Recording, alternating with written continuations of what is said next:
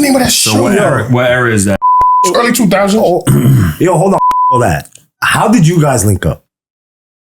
I was thinking about that on the drive over because I don't really totally remember. You know what I mean? Because you don't remember?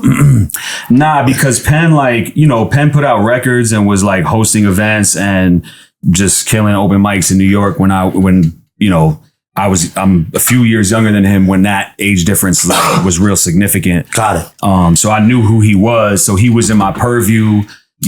Probably had, vinyl singles he put out, been at shows he hosted, been at shows he rocked at. So I don't know. I can't remember. I remember early moments where I might have got to be in a cypher with him. But like, I don't know a time where it was like, yo, this is Solomon, this is Poisonpen. And I actually was not, it was probably, my name wasn't even Solomon at that point. Really it's like early 2000s. What was your handle before that? It was the handle before this one. So it was at the end of the week. It was definitely at end of the week open mic that we first got cool. Like actually. Yeah, we became like people at EO Dub, definitely. Yeah, like probably early 2000s, like 2001, 2002. Yeah, something because like in the 90s there was like a lot of, I mean, for me more specifically, like latter half of the 90s, there was a lot of like open mics and battles. That's how we came up back then. Like we just pounded pavement. It was always open mics and ciphers, but before it was battle leagues, everybody had their battle event like this. Remember Beat? I remember Beat Street, the record store. Yeah. Like all the record stores used to have battles. Like Beat Street would have a battle. God. Music Factory would have a battle. Rock was like so. That's a way to get a buzz. Like there's no internet. There's just word of mouth. Like we go to like Rucker Park or some shit or uptown at Riverbank Park uptown on 145th. Like you just had to know where motherfuckers be at. Fat Beats. Right. 40s, the Deuce. Right. Times, remember that everybody was in Times Square battling Shells and Dizza. Wow. And you was there for all that. And Danny Myers. What? Yeah. Danny Myers. You were around Danny Myers in Times Square?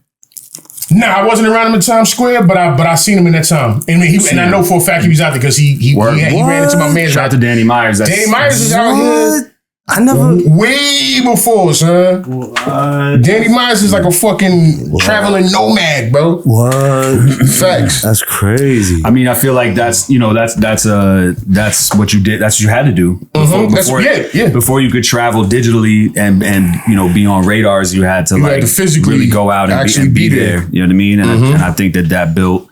And to be honest, it's like that still in a lot of ways. Like if you want to really make something happen, that's going to eventually somehow depend on relationships. Like being outside is way better. Like people think of you more when you in front of them. Out of sight, out of mind. Exactly. So you got to be in motherfuckers' face with the song. Definitely. Right. Definitely. Yo, where you guys been at? Like Iron, like where? Are we filming now? Yeah. Son, I didn't even know that, son. That's crazy, son. So I'm saying he's new to this. Yes. Yeah, I don't know shit, bro. I ain't got my headphones on, bro. What up, y'all? What's good, bro? Nah, yo. This is like I can't even give a proper introduction because these guys are like pillars of this battle rap shit, you heard? I got motherfucking ironsolomon, motherfucking Poisonpen in the motherfucking building. Yo. And like I said, bro, like I was such a big fan of Iron when he first started coming out. He was on YouTube. I was searching like when YouTube like just started coming out and shit. I seen Iron in like barbershops. I seen him shirt and tie. Yep. I seen him battling him. I seen him battle that kid Flames, and he was no shirt on. Shout out to my boy Flames. Yo, what up, boy? Yeah, I know, but you was killing him. Appreciate you, bro. No, real shit. And I'm like, yo, what the fuck? I was like, yo, I never seen a white boy like that ever. Like, I'm like, yo, like, and I just came home from prison, yeah. So I'm just like, yo, like and you too, I think you was like the hot, like to me, like at that moment, like it was the Smack DVDs, right? And the on the internet was you.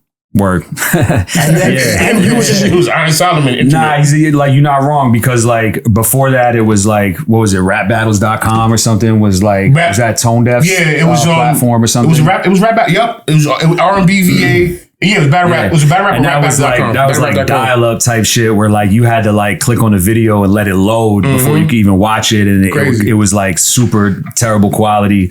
And then when YouTube came out, I mean, what's that, like 06 or something, 05, 06, 07? I think 07, maybe 07, 08-ish, right? So yeah, so I had been on this DVD Underground Sessions. Shout out to my man Bao, and Real Six is a writer, videographer who did that, and then Bao was the host from the LES, and Real Six just uploaded it to YouTube. Like he was ahead of his time. Wow. Like the DVD was out, and he was just ahead of his time. You know what I mean? And then the first time I ever heard about what YouTube was people telling me, "Yo, like you kind of like viral on YouTube," when like viral was like 60,000 views, and I was like, what? Like, like I never did any promo. I never really did any self promo. Like, you know what I mean? Right. But yeah. And then I seen you, when I seen you guys the first time ever, y'all two, was when it was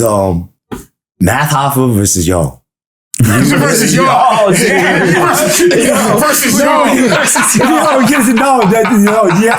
why I say that? Because you was like hyping them on certain. You was hyping Iron up on certain bars. He definitely arrived with me. I was like, yo, why did he fucking? Like, what the fuck was that? You know what's wild, bro? I was wondering which spice Tiger was gonna go. That was definitely spice. That was some sazon right there. That was some sofrito. Let's go. When I saw y'all together, it was in the Iron versus Math. Facts. I definitely brought more people with me. Oh, you did? Yeah, for sure. Yeah. Pen was one of them. Yeah, and both of them was my mans. So that's the funny shit. Did you think you won that battle? Nah, I didn't. When it like I'm mad, like, you know, I put mad pressure on myself, and like when for me personally, like I don't know what everybody's experience is, but when I'm up there and it's my turn, like you're the loudest person in your own mind when your voice is, you know what I mean? So like it's difficult to hear what feedback is, and then when you're, spectating and someone's picking you apart, you can hear everything they're saying and all the crowd reaction. So for me personally, it's always my personal experience was always skewed towards like they got me to some degree, right? And Math also, like, he went crazy. Like he really, people weren't putting up a fight, even or they were, but right, that like battle he shows mad, he shows mad love when he describes it like, yo, nobody wanted to step into that realm with me, and he would. You know what I mean? And he went crazy, bro. He went crazy. And you did say on that bar, one of the bars, that you went to Stuyvesant? Yeah, I did. I did go to Stuyvesant. Yep. You did? Yeah, facts. And you what? Yeah. That's a good school if y'all ain't know. That's one of the best public high schools in New York City. That's a great school. It's basically like a school, like in New York, there's in New York City, like high school in a lot of ways is like, could be like college, just in terms of like you actually apply to public school. And also it's not where like you go to school like from kindergarten with the same people to high school. It's like you switch schools. If you have a parent who's proactive about that, and you don't just end up going to your zone school, and you're privileged and fortunate enough to have a parents who are proactive about that, or you take it on yourself, you apply to schools. You know what I'm saying? Right. And Stuyvesant is one. Did you take the test? Yeah, of course.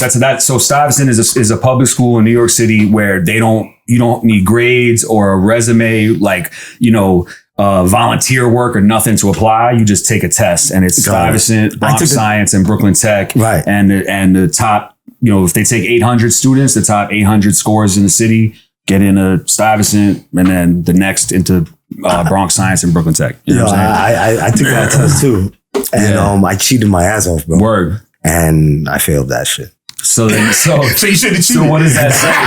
Yo, bro, I cheated off my boy, and he remembers that. It says more. Are you still friends with him today? Yeah. Okay. Yeah. He went to Start. He went to Start. So you're just a bad cheater that he.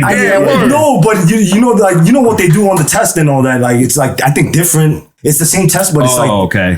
Oh right, it'll be different order sometimes. Yeah. And then he was like trying not to like give it to me, kind of like he was acting funny. So and did you go to test prep? Did you go to any test prep shit or have test prep in your school? Some shit like that. Okay. So that's another layer of privilege aside from like, parents that are encouraging to take you. Like my parents definitely signed me up for like test prep. So So you get ready to take the test. You know what I'm saying? All right. So, you know, and I had taken those tests before, so I'm more used to the format. So, you know what I mean? It is what it is. Not to say I'm not super smart, because, you know, it is what it is, but there are layers to it. You know what I mean? There are people there who worked hard to get there. You know, whatever. There's layers to his genius. No, I know. And then you said that shit, and you said I went to Stuyvesant High School. I should have been a banker, or you said something. I'm like, oh shit, word. And then I was like, yo, wow, like, you know. And then I see where your freestyle and ability comes from. Like, yo, you motherfucker smart. Thank you, bro. Right? I appreciate that. Yeah. You know what I mean? And then so like, you guys linked up to go to that battle, like me and Penn. Yeah. You know, they how did that happen? How did that situation happen with Smack? Beasley called me. Oh shit. Yeah. I remember I was in Jaffa, which I heard that they're building something there. So Jaffa's about to be a wrap. So we low-key got to get those chicken sandwiches today. What are they? Oh yeah, we gotta head over there. Hell yeah. Chicken spot Brooklyn. Yeah. Fire? Super fire. It's like I think they're from Yemen. But it's like a bodega on Clinton and Fulton. And they got the best fried chicken, but the like low key, I might not say this to everybody, but since it's going away, you know, the off menu move was to have them take the fried chicken and strip it and put it on the grill with the cheese and make a sandwich with the like fried that's chicken. What they do? You know what I'm saying? Yeah, that's like if you know, you know what you do. You know what I'm saying? Shit. Yeah. That's fine. So anyway, I was in there. I remember getting the call, and I think I must have been on. I've been on Fight Club, and I had beat Jin, and then you know, Fight Club and Smack had a rivalry. Like, you know, they did. Yeah, whatever happened to that dude?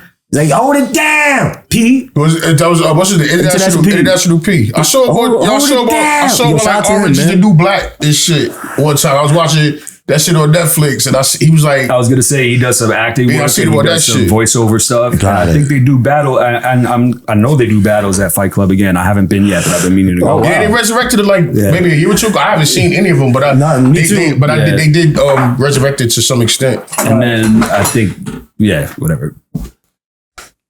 So and then you know, you guys came, and then and then you said the Jin, you fucking annihilated him, bro. That shit got me tight. Yeah. I'm not here Why to rap about your background or origin. Why did he get me tight? Because he's Asian, bro. So you feel like he was just going to every Asian? Yeah, he killed one of us. It's like, damn, yo, the white boy killed him, bro. He killed him. And I was like, fuck. But more than the Serious Jones wanted him?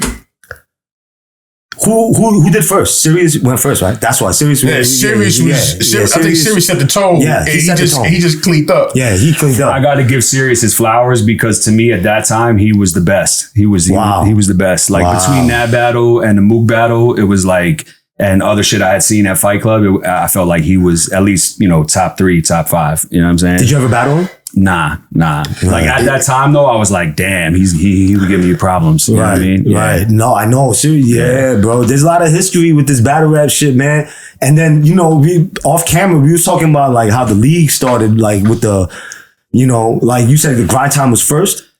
Well, not really. I mean, honestly, to give this man his flowers, you know, the era that I'm talking about, where he was like, you know, I knew who he was before we had a relationship. Yes, there were already numerous platforms, you know, both televised with, you know, different programs and other platforms, internet platforms, and just local platforms that were doing battles and open mics that, you know, he could speak to, you know, better the specificity of his involvement. But, you know, he's been putting people in place and, you know, hosting and organizing, connecting the dots for more time than things were on camera, or for more time than what was on camera has been like broadly disseminated. You know what I'm saying? Yeah, right. That's a fact. Yeah. And so I'll let him speak to the real legacy. You know, if you like, it's a lot of bullet points. It's probably going to be like, it's a lot. Tell me about it's a lot. And I got to sift through years of.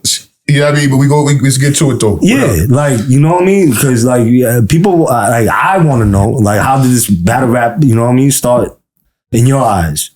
You know, because you've been I can tell you how my path in battle rap started. I mean, battle rap was rap before we was all around. So I mean, you can talk about, like I said, we can talk about the old school battles from the 80s and shit, and the new music seminar battles, and that's before any of us had anything to do anything. We was probably your kids, you feel me? So battle rap was around before Smack, before Poisonpen, before ironsolomon, before Tight. That shit been around. Right. Cool Mo D shit. Right.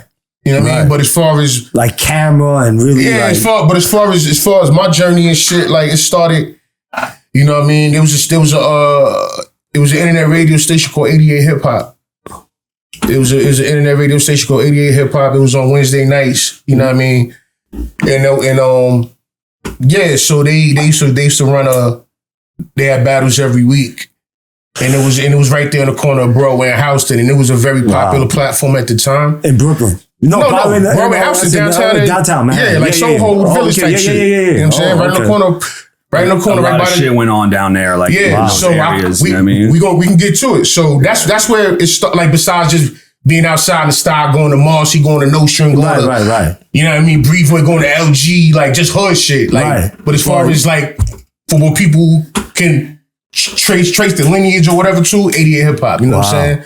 And it was a big platform at the time. They had DJ Evil D from Black Moon was a DJ for the show. There was a lot of people involved in the show. It was a very popular show at the time. Super legendary. And it was DJ Evil D, Black Moon, Beat Miners. Right. Like, one of the, pieces of the backbone of the culture. Wow. Hip hop period, Brooklyn, boot camp, you know what I mean? Definitely for all the Googles and Wikipedias. RP Short P. Facts. Oh, and today's PH, the RP PH as well. Word. What today is what? Today's he passed away like 8 years ago today. Wow. 9 years ago. Man. 8 years ago. He been I seen him on camera a lot too back in the days. Yo. So 88 Hip Hop was a station we was at, and it was at the time it was like the premier platform on the internet for hip hop. Like I'd be up there and keep in mind, I'm still in school, you feel me? Wow. But I'm pulling up Outkast is there. I'm at Outkast there. I'm at Fat Joe and Pun there. Wow. Like, so this wasn't some little shit, bro. This was a big platform. Because everybody from Slick Rick. What the fuck? You know what I mean? Anybody who was active at the time. Like I said, I met Pun and Fat Joe there. I met Big L there type shit. You feel me? And there's footage online. What was that like? It was amazing, especially for like at the time. I'm still young, bro. I'm a fucking kid, so seeing motherfuckers whose records I bought. I mean, I was already like coming from the style and all that. I was already tapped in with my boot camp brothers. I was already tapped in with Buckshot. Wow. With Sean P. With Ruck and Rock, Helter Skelter, Smith and Wesson. Like I knew them. You know what I mean? But as far as anything outside of Brooklyn, like I ain't know nobody, fam. You know what I'm saying? Right. So like these are people that I saw pre-internet on video, early internet. You know what I mean? These are motherfuckers I seen on video music, but I ain't had cable. I ain't grew up with no cable. Right. This motherfucker I seen on video music box or you know what I mean? Shit like Outkast, bro. Like Outkast has been Ralph McDaniels. Of course. Wow. So like so anyway, that station. Right. They had they had battles as well. Like they had like a little battle rap segment. It was on beat and shit like that. Right. My man Kappa, aka Stealth Index, he was a host of the battles. Damn. And so it would be back. It was 8-bar over beats. Boom, bars. Boom, back and forth. Short. Bro, this is back in the day. Like it was, you know what I mean? There's like no format. There's been a billion different formats to battles. You know what I'm saying? Right. So it was definitely like 30 seconds back. Yeah, but it was back and forth for like 10, 15 minutes though. It was anyway, whatever. So that's how my journey started doing that. Got it. You know what I mean? So I would go up there, freestyle, whatever. I met Sarah Connor up there, my sister. Oh. I met Sarah Connor up there. I battled Sarah Connor up there. That shit crazy. That's how I met her. I met Sarah Connor battling. I heard that she smoked you, right? Nah, that ain't happened. Loved her, my sister. Nah, but I got, they gave it to me. I want, you know what I'm saying? Yeah. I'm never going to, happy birthday, Sarah Connor, too. You know what I'm saying? Birthday. Word. But yes, I actually met her there. Wow. And yeah, so that was... She has a lot of history too. Yeah, and like I said, 88 Hip Hop was very pivotal because, like I said, it wasn't just, young motherfuckers like us.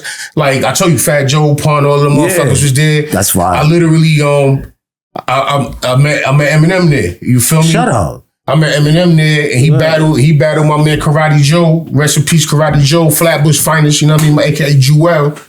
If anybody know, you know what I'm saying? Right. They battled on the corner for cigarettes. What?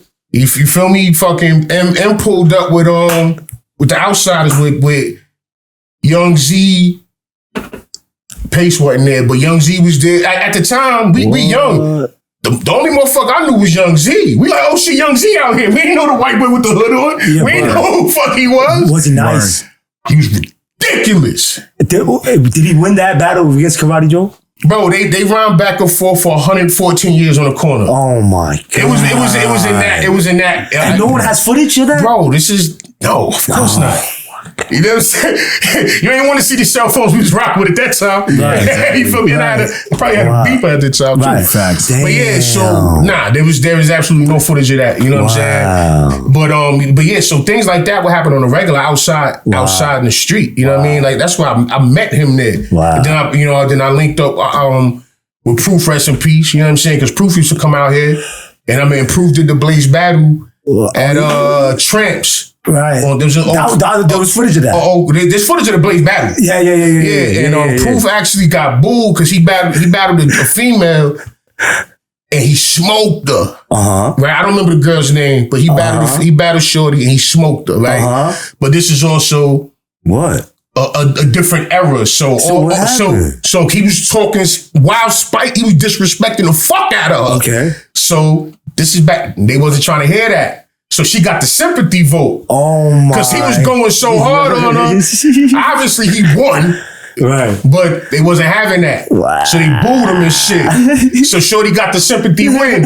And my nigga Proof lost. That shit was crazy. But yeah, so like that's history, bro. Like so like I said, I met M out there, a billion people. But the 88 hip hop is where where my battle rap journey started. Then that was the era of like fucking like that's when the Blaze battles, early Blaze battles, Blaze magazine, which was a magazine from early 2000s, late 90s. It was a hip hop magazine. Right. You know, in the vein of Double XL or The Source, if you guys are familiar with those, I'm pretty sure you can find more history on those, you know what I'm saying? So we yeah, bro. So the Blaze battles, all that shit, man, and then I feel like the jump off, did that? That was later. Later. That was the era of Blaze battles, the Source magazine battles, fucking Scribble Jam, which was a battle event that was in Ohio. Yeah, but we would all travel out there, and they would recruit. They would have prelims all around the country. You said that you were the first one who brought gin to New York City. Yeah, Jen's first battles in New York City was with us. I worked for this company called Hooked.com, HOOKT. Hook.com. And we would it was a big website back when the website boom was popping back in the day and shit. Yeah. So was it like on the Scribble Jam time? No, it's a little bit after. This is like 01. Okay. Oh shit. Ish. It's like 01. And yeah, so we had we had a website, and at the time, you know, nowadays you can just anything, Amazon, whatever, everything's on your phone right now. Yeah. Obviously back then, it wasn't like that. So the website was a site where you can go. We had it was an online magazine, so we had all the interviews that you would expect from whatever Source magazine or whatever at the time. We had that, and then we also do events, which is I can get into the battles, and then they also had a warehouse with all the hip hop clothes of the era. We had a warehouse right in we was on Washington Street downtown and by the tunnel and all that, by the Highland Tunnel and all that. Right. You know, was that Tribeca? Yeah, Tribeca and shit. We was over there. So we had a warehouse. So anyway, it was everything hip hop you can get in one place at the time when it wasn't possible. So you want to get some clothes, you can order there. You want to see an interview, you can go there. You want to watch a video, you can go there. At the time, that wasn't revolutionary. That was revolutionary at the time. Yeah. So anyway, they would throw. I worked at the website. You know what I mean? And Mahogany Brown.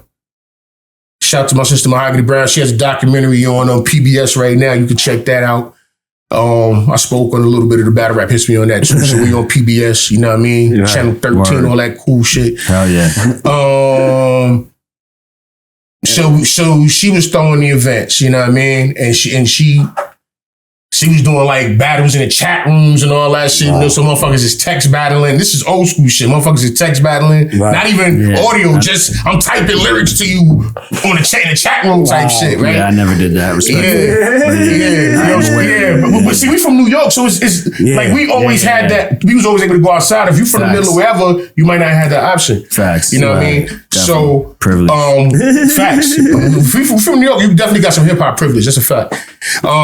So she was throwing these battle events, you know what I mean? And I worked at the website. So even though I was active and battling at the time, we young and shit, but I worked there. So it was like, it didn't make sense for me so I started just recruiting everybody because, you know, we had a big network in the city, you know what I mean? From just being outside and just doing all the shit we was already, the path that we had already carved just from being hungry, young MCs or whatever you want to call it, you know what I mean? So I started recruiting the talent, and we threw battles every other Monday. It was a bi-weekly, and we threw battles. And I met Jen through if y'all familiar with the group Dead Prez, you know what I'm saying? Oh shit. They from Florida, but when I was coming up, they was in my hood. They was in the Star. They was in Crown Heights Heavy. Wow. And they was doing community work. Wow. So I thought they was from Brooklyn. Right.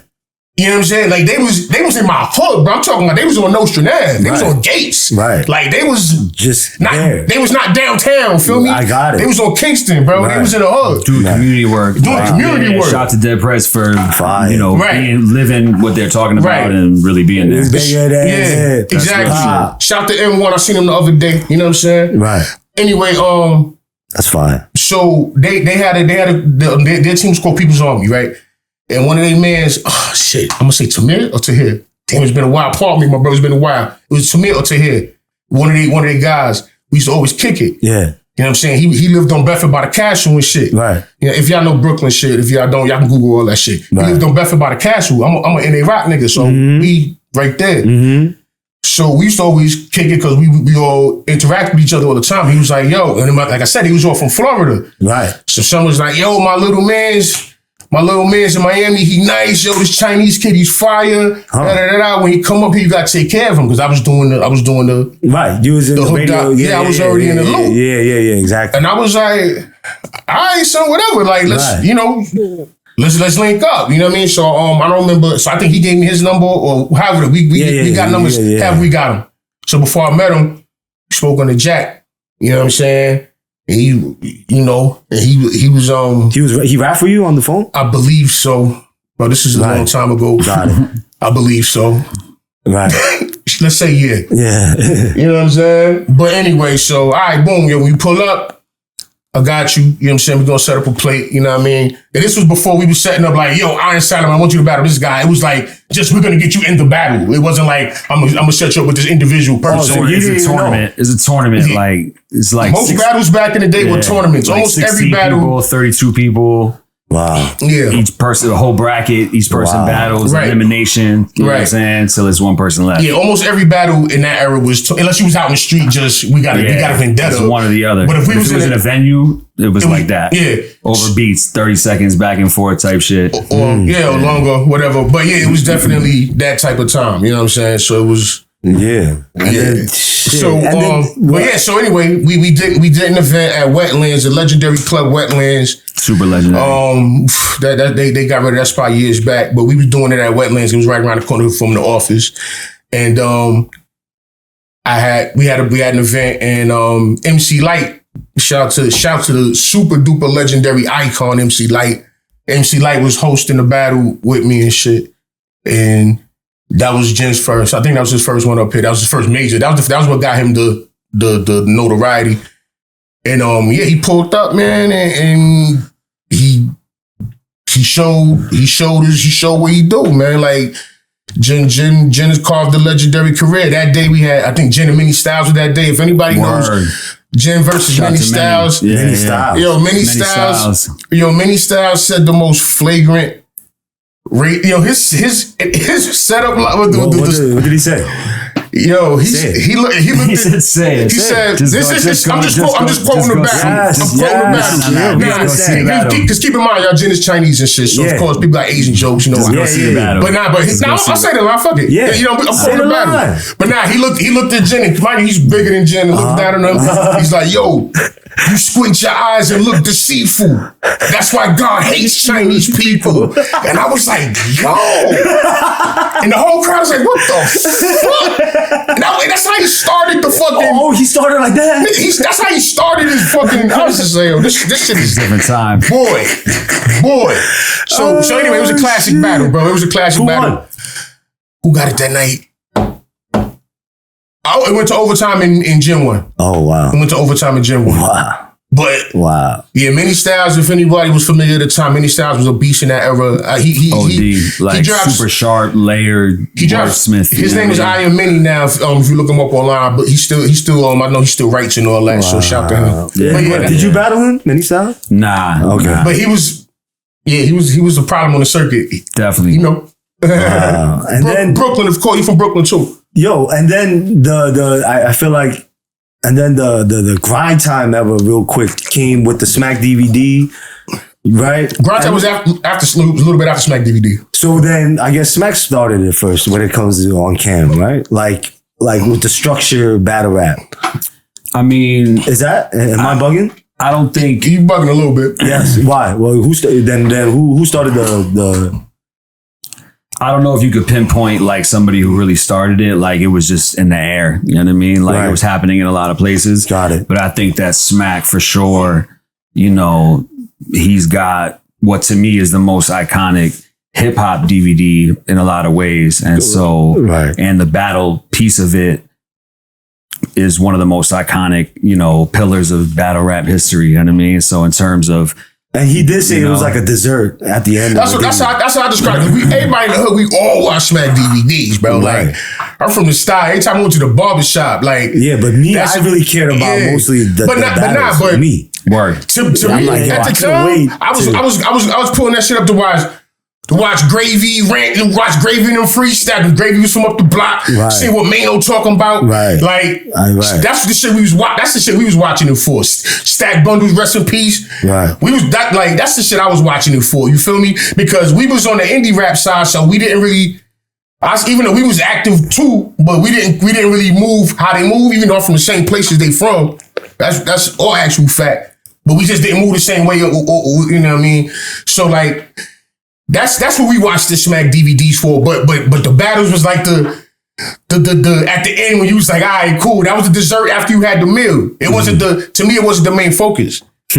You know what I'm saying? And then he switched it up. There's an era before like people could go live, you know what I'm saying, or had like a cell phone photo to show you like what was going on with them. You know what I mean? So somebody being able to link someone like outside of the general public, outside of like an article or like a TV show, was access that you didn't get to see. You know what I mean? So that's another thing that Smack brought to the table was like being able to maneuver and have those relationships and understanding how to navigate that. You know what I mean? Because again, this is like early internet. Pre-internet, like, whereas you can't just go to YouTube and see shit, or you can't go to the gram and like see, you know, how somebody's living or hear them talk shit or nothing. You know what I mean? It's like, and then it's a little difficult for younger people to understand now because we're in the age where everything is instantaneous. So you pretty much have access to almost everything at any given time. You got to, I don't know if it's beyond your grasp to realize like that. This is all that access is within the past like 5 to 10 years. So we didn't grow up with that access. So everything you had to really seek out and, you know what I mean? Everything was instantaneous. It was much more work to like find anything. You know what I mean? I liked that shit. Me too. Yeah. Like, you gotta like really be the fan and you gotta really like know people. Even with like sneaker shit for me, you know what I mean? It's like, it wouldn't be like nowadays. Did you have something like, did you ever wait in line before? Nah, I really didn't, to be honest. I waited online for 1K kicks. My shit was more finding a spot that had some shit that nobody knew what it was or what color it was. You know what I mean? Which you can't do these days. Like now, if you come with some fly shit, people are like, "Oh, you got those." I waited online for these at Brooklyn Museum, so I ain't even cut you off. Yeah. Nah, that's a noble weight. That's a noble weight. The only time. That's a super noble weight.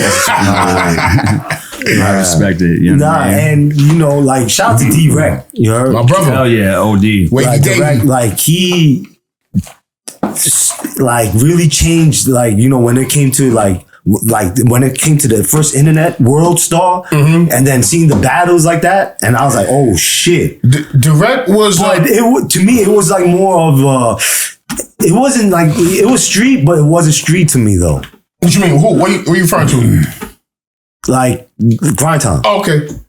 I mean, the difference between, I think what people fail to realize with the grind time shit, it wasn't street. It was who was nice, who motherfuckers thought was nice. So to me, like, I'm from the street, bro. Right. Like, and I know that half these motherfuckers that's rhyming about that shit ain't even on it. So who fucking cares, bro? I just want to make sure you good. Right. That you could actually rap, bro. So not everybody in grind time wasn't street. The thing URL, like, they definitely shaped their shit as the street league, but grind time had wild street motherfuckers. You know what I mean? Like, I know. it just wasn't everybody, because it was a variety. It was like people cared. We just cared about who was good and who could execute the task. Right, and then that's why and then I feel like they kind of set the tone with this battle rap shit on the internet, and then Smack came with the event with the Rex versus.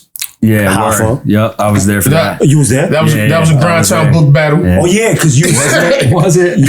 PH booked that shit. Because you did the freestyle. You did the freestyle. You did the freestyle. Yeah, I remember. Yeah, oh shit. That's right. Yeah. Oh yeah. Facts. And that was the same day for me, Mook, and Arsenal. Right. Yeah. That was the same day? Yeah. Oh, that's why you ain't coming to my shit? Well, you had something that same day? Oh, that's what friends is for, fam. That's what friends is for. Oh shit. That shit meant more to him. You know what I'm saying? I see that fair weather type shit. It's all right, though. Damn, man. Why you bringing up old shit? I'm a smoking part of that thought, man. Why you bringing up old shit, right? Nah, speaking of old shit, and then what was your battle on cam after that? Me after what? Hoffa. That was Ness, right? Ness? It was Grizzlemania. Sounds right. Yeah. It was Ness after that? Damn, Sounds wow, it's like a long... Took a little break. Yeah. It seemed like you took a little break. Yeah, between that and that. Yeah. You killed them, though. Word. But and the crowd was all there for you, I felt like, after, though. But, like, to be honest, but you did... Word. That shit, you demolished them. Like, shout out to Ness. Don't do that. It wasn't. The crowd wasn't all there. The crowd was there to see a fight. That's all. Like, motherfuckers was fucking with Ness in there, bro. No, I know. Motherfuckers was fucking with Ness in there, bro. He bodied him. No, but you said the crowd was there for him. Like, that makes it sound like nobody was there. Like, to see Ness is what it sound like. That's not the case. Nah. But definitely, I would say, like, I was more in tune with the crowd, and the crowd was probably more in tune with me. Got it. You know what I mean? Got it. Yeah. But that's part of it too. You know what I mean? And shout to Ness, because Ness is like an incredible example of like persistence and resilience, and just like he's had so many moments and where other people would have quit or given up, where he's like fought through it, bro. Like, and he's still going, and he's still doing. Now he's having another one doing interviews about. You know, like no jumper, shit That's too. has Like, maneuvered through, bro. So many. Shout out to that man. His aura is just like impeccable. Always keeps it pushing, no matter what the odds are. You know, Big shout to Ness, my brother. Yeah, facts. I see that. I see that battle, and that was that shit was bad for him. And then what happened with that after? In terms of what? Like, what was the next battle? Or what? Like, After the Enos joint. Sheesh. I don't even know. Wow. Did you take another break after that before we got you over with Organic and these niggas? I mean, Mook maybe. Oh yeah, Mook. Yeah. Right after that? That was mad. Oh, damn. Could have been. Like, you know what I mean? Would you have ever battled him if you do you regret battling him at that time? I mean, nah, everything happens for a reason. You know what I'm saying? Like, Did I want when I pictured how that would go? Did I want it to go differently? Of course, you know what I'm saying. Right. But everything happens for a reason. I thought that the whole battle was crazy, like ass, bro. Like word, yeah. It was an unfortunate set of circumstances. You know what I'm saying. The venue was super fucked up. The whole event was delayed genuinely 7 hours, and they ran out of alcohol and they did. And the air conditioner shut down. So it was like all those circumstances, and we went last. You know what I'm saying? And then y'all had a fucking wow. Matter of fact, let me ask you a question. Whose idea was it to do five rounds, bro? That was crazy. It was definitely my idea, but you're crazy. Again, I pictured it a different way. You know what I mean? Yeah, like I pictured smack type shit where it's just like that. Right. It was the wrong scenario. Right. You know what I mean? You know what? I think I told you. It was the opposite of me and Ines, where I was like not tuned into the moment, and Mook is like. That's part of Mook's genius. In addition to being like a brilliant writer and rapper, like he knows what moves to make, and that's a huge piece of what creates GOAT. Like you know what I'm saying, and so he made the right maneuver. You know what I mean? Because I was brewing for a long time, and it went the way it went. You know what I'm saying? Right. If it was just like say that you wanted to do the smack type format with. If it was just that battle, that would have been dope for a battle to be that long as far as the rounds and stuff. But if it was just the first battle of the night. No. If it was just that battle, like a small event, maybe not on stage. He's saying, and it was just that battle, not a main event after another 6, 7, 8, 9 battle. Like it's that battle. That's it, or maybe one other battle, and that's it. In the pit type shit or house. You know what I mean? That type format, it would probably have fared better, in my opinion. Facts. Right. And then what? You battled Disaster after that? Nah, before Diz, I battled Daylight. And it was Penn who really brought me back to the table with it. You know what I mean? Yeah. You did? Yeah, because I had stepped out for a while, you know what I mean? Right. And just fuck battle rap? Nah, not even. Just I had a kid at the time. Oh shit! You know what I'm saying? And shout to you. The business, appreciate you, bro. And the business that I had started was bubbling just organically, and so I focused on that and was still focused on music and wanting to make sure I followed through on certain things, but then just shifted focus to, more financial stability and structure to make sure that I was in a good place. Because also for me personally, when I create, I want to create from that place. And when I was young and just engaging with culture and you don't really have responsibility, the thing for me that would drive me to create is just to be the best at it. And so I had certainty around what that meant to me because it wasn't tied to any kind of finances. It was just the dopest shit. Right. And then as I became, responsible for rent and more things, and then you see the finance and the marketing, and this is an era where MySpace, it's transitioning to the internet where you got to be someone who can self-promote. And that's not what I like as much as I like creating art. Got it. Wow. You know what I'm saying? Mm-hmm. And then, so you said Penn. I mean, he brought you back? Yeah, because he started working with King of the Dot and he's a weasel and a scumbag, you know what I'm saying? Right. So he that's my reputation. Manipulated me into nah. It was just that I had seen, I tune back in here and there. I'm somebody who I don't focus on any one thing for too long. I get really invested in a lot of different other things that I like to pursue and learn about and explore and try my hand at. So I find it to be healthy for me, to go back and forth between pursuits, and it was the right time. And when it also benefits the homie and it's a circumstance where you feel you can navigate it accordingly, and you know what I mean? Because business and culture overlap and friendship overlap in what we all do in ways that can be challenging. You know what I mean? So you got to be conscious of what all that is. And when you are mixing it, you got to do so accordingly and know what the right ingredients are. You know what I mean? Wow. And know what to expect either way. Wow. You know what I'm saying? Right. And I'm going through the same way when it comes to this podcast too. When, like you just said,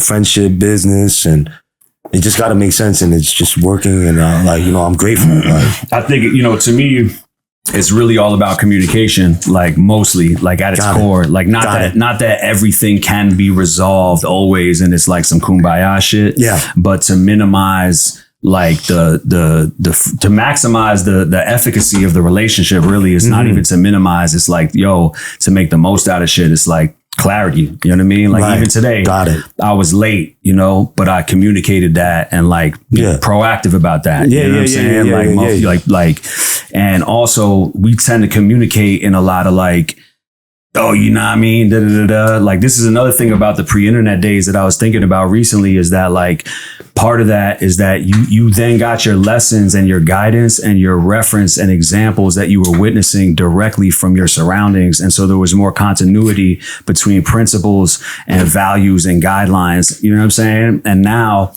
you have a menu of options when you go on the internet to choose from. So you could be like in an environment where you're sheltered from a lot of things going on, but you could be exposed to information about something that you don't understand and develop a code of ethics or an approach to that thing that's not really rooted in the true intention of that thing. You know what I'm saying? Wow. That's deep. No, and that's real. That's real shit. And I get a lot of that too right now when it comes to this internet shit. Like, nobody, I like to like talk on the phone, but 90% now is all just text. Right. And the text doesn't go like, you know, sometimes you don't get the right. Yeah, exactly. You know, like I like the way I say it is the way I say it, and they're gonna feel it. But with the text is totally it leaves more up for interpretation. You can interpret it a million different ways. And you know what I'm getting at is that like between me and him, if I say, you know what I'm saying, you know what I mean, like, we're going to understand that phrase in a very different way than me and somebody else do. Got it. You know? Right. And so like, it's just different. It makes things different. So you got to like, if it is, you might want to try to create a scenario where my, you know what I'm saying, not me, is the same as yours, or understand that it's not that scenario. And I'll articulate something with more clarity and more expectations. Like, yo, this is what I expect. You know what I mean? Right. And then you can be like, hey, I told you what I expected, and that was clear, and it didn't go how we said. You know what I mean? Set expectations and just communicate about it when shit goes left. You know what I mean? Right. And just while we talking about this in my head, right? I'm like, yo, who got the best battle league?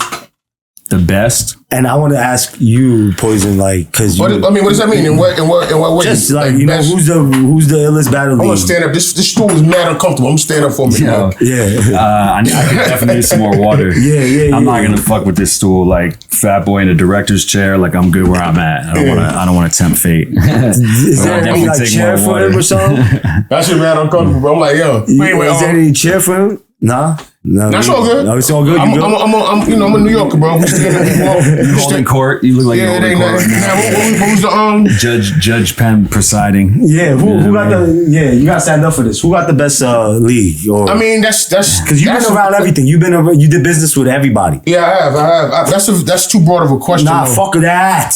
Bro, I need more context. Who's the best league? What the fuck does that mean, bro? Who's the best, bro? Who's the best in your opinion? Who's the best business? Anybody I'm getting money with. That's why. You know what I'm saying? But you're not. Who's the shiciest? You said who's the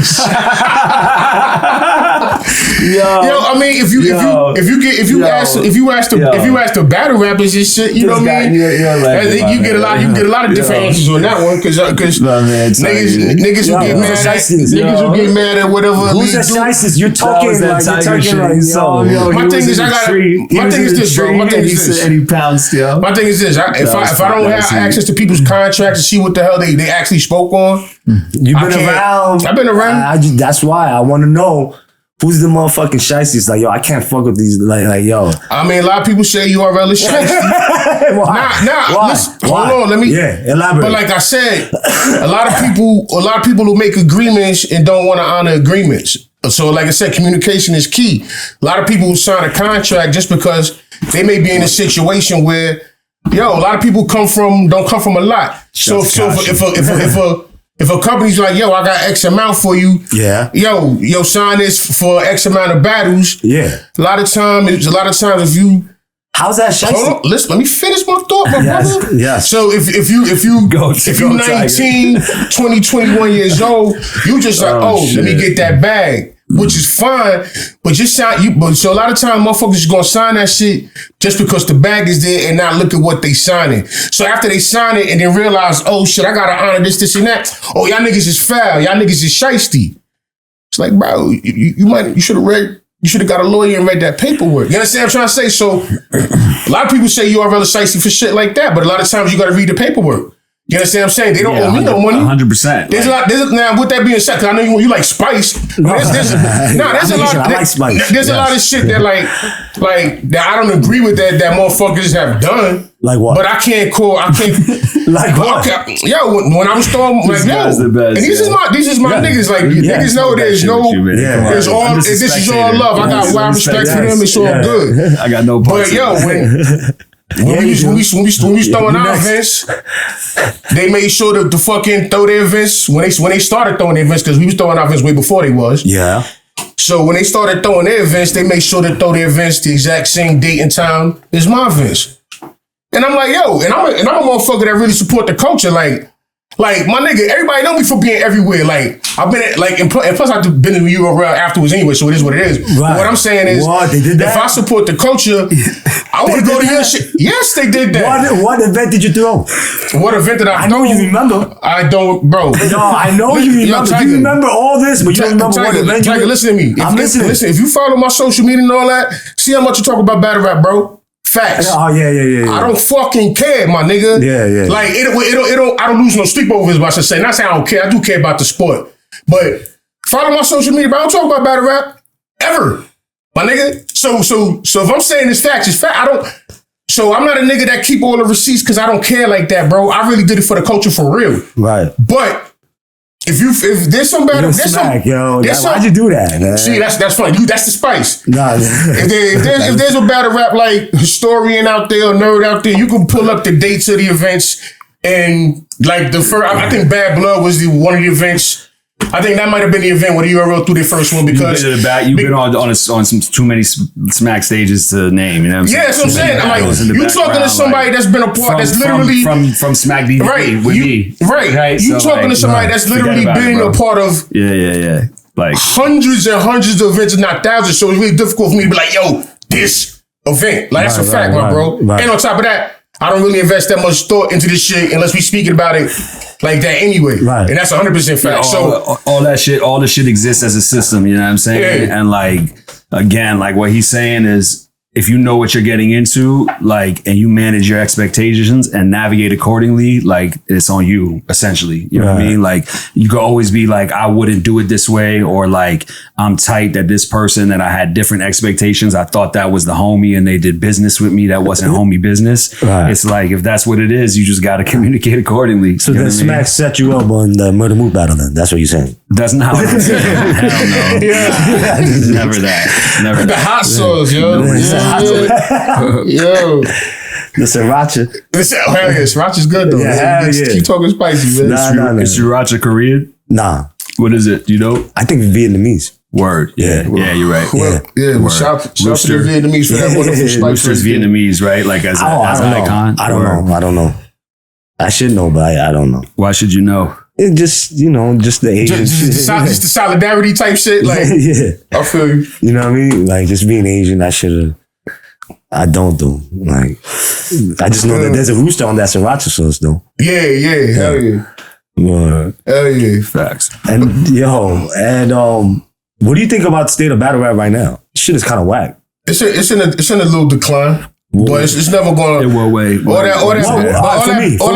For me, is like, the Irons, the Murders, Moose, the T-Rexes, the Hitmans, Averbs, Hoffas, all the... It's not like that no more. Am I bugging or... No, you're not, but you're also... In terms of what? Just like people at that level, or like what? All that. The level, the I guess, just, how they, I don't know, like even the Charlie Clips is active though. Yeah, but he's not even 100% into it. I don't know. I him versus Easy, you know, I heard was like serious, you know.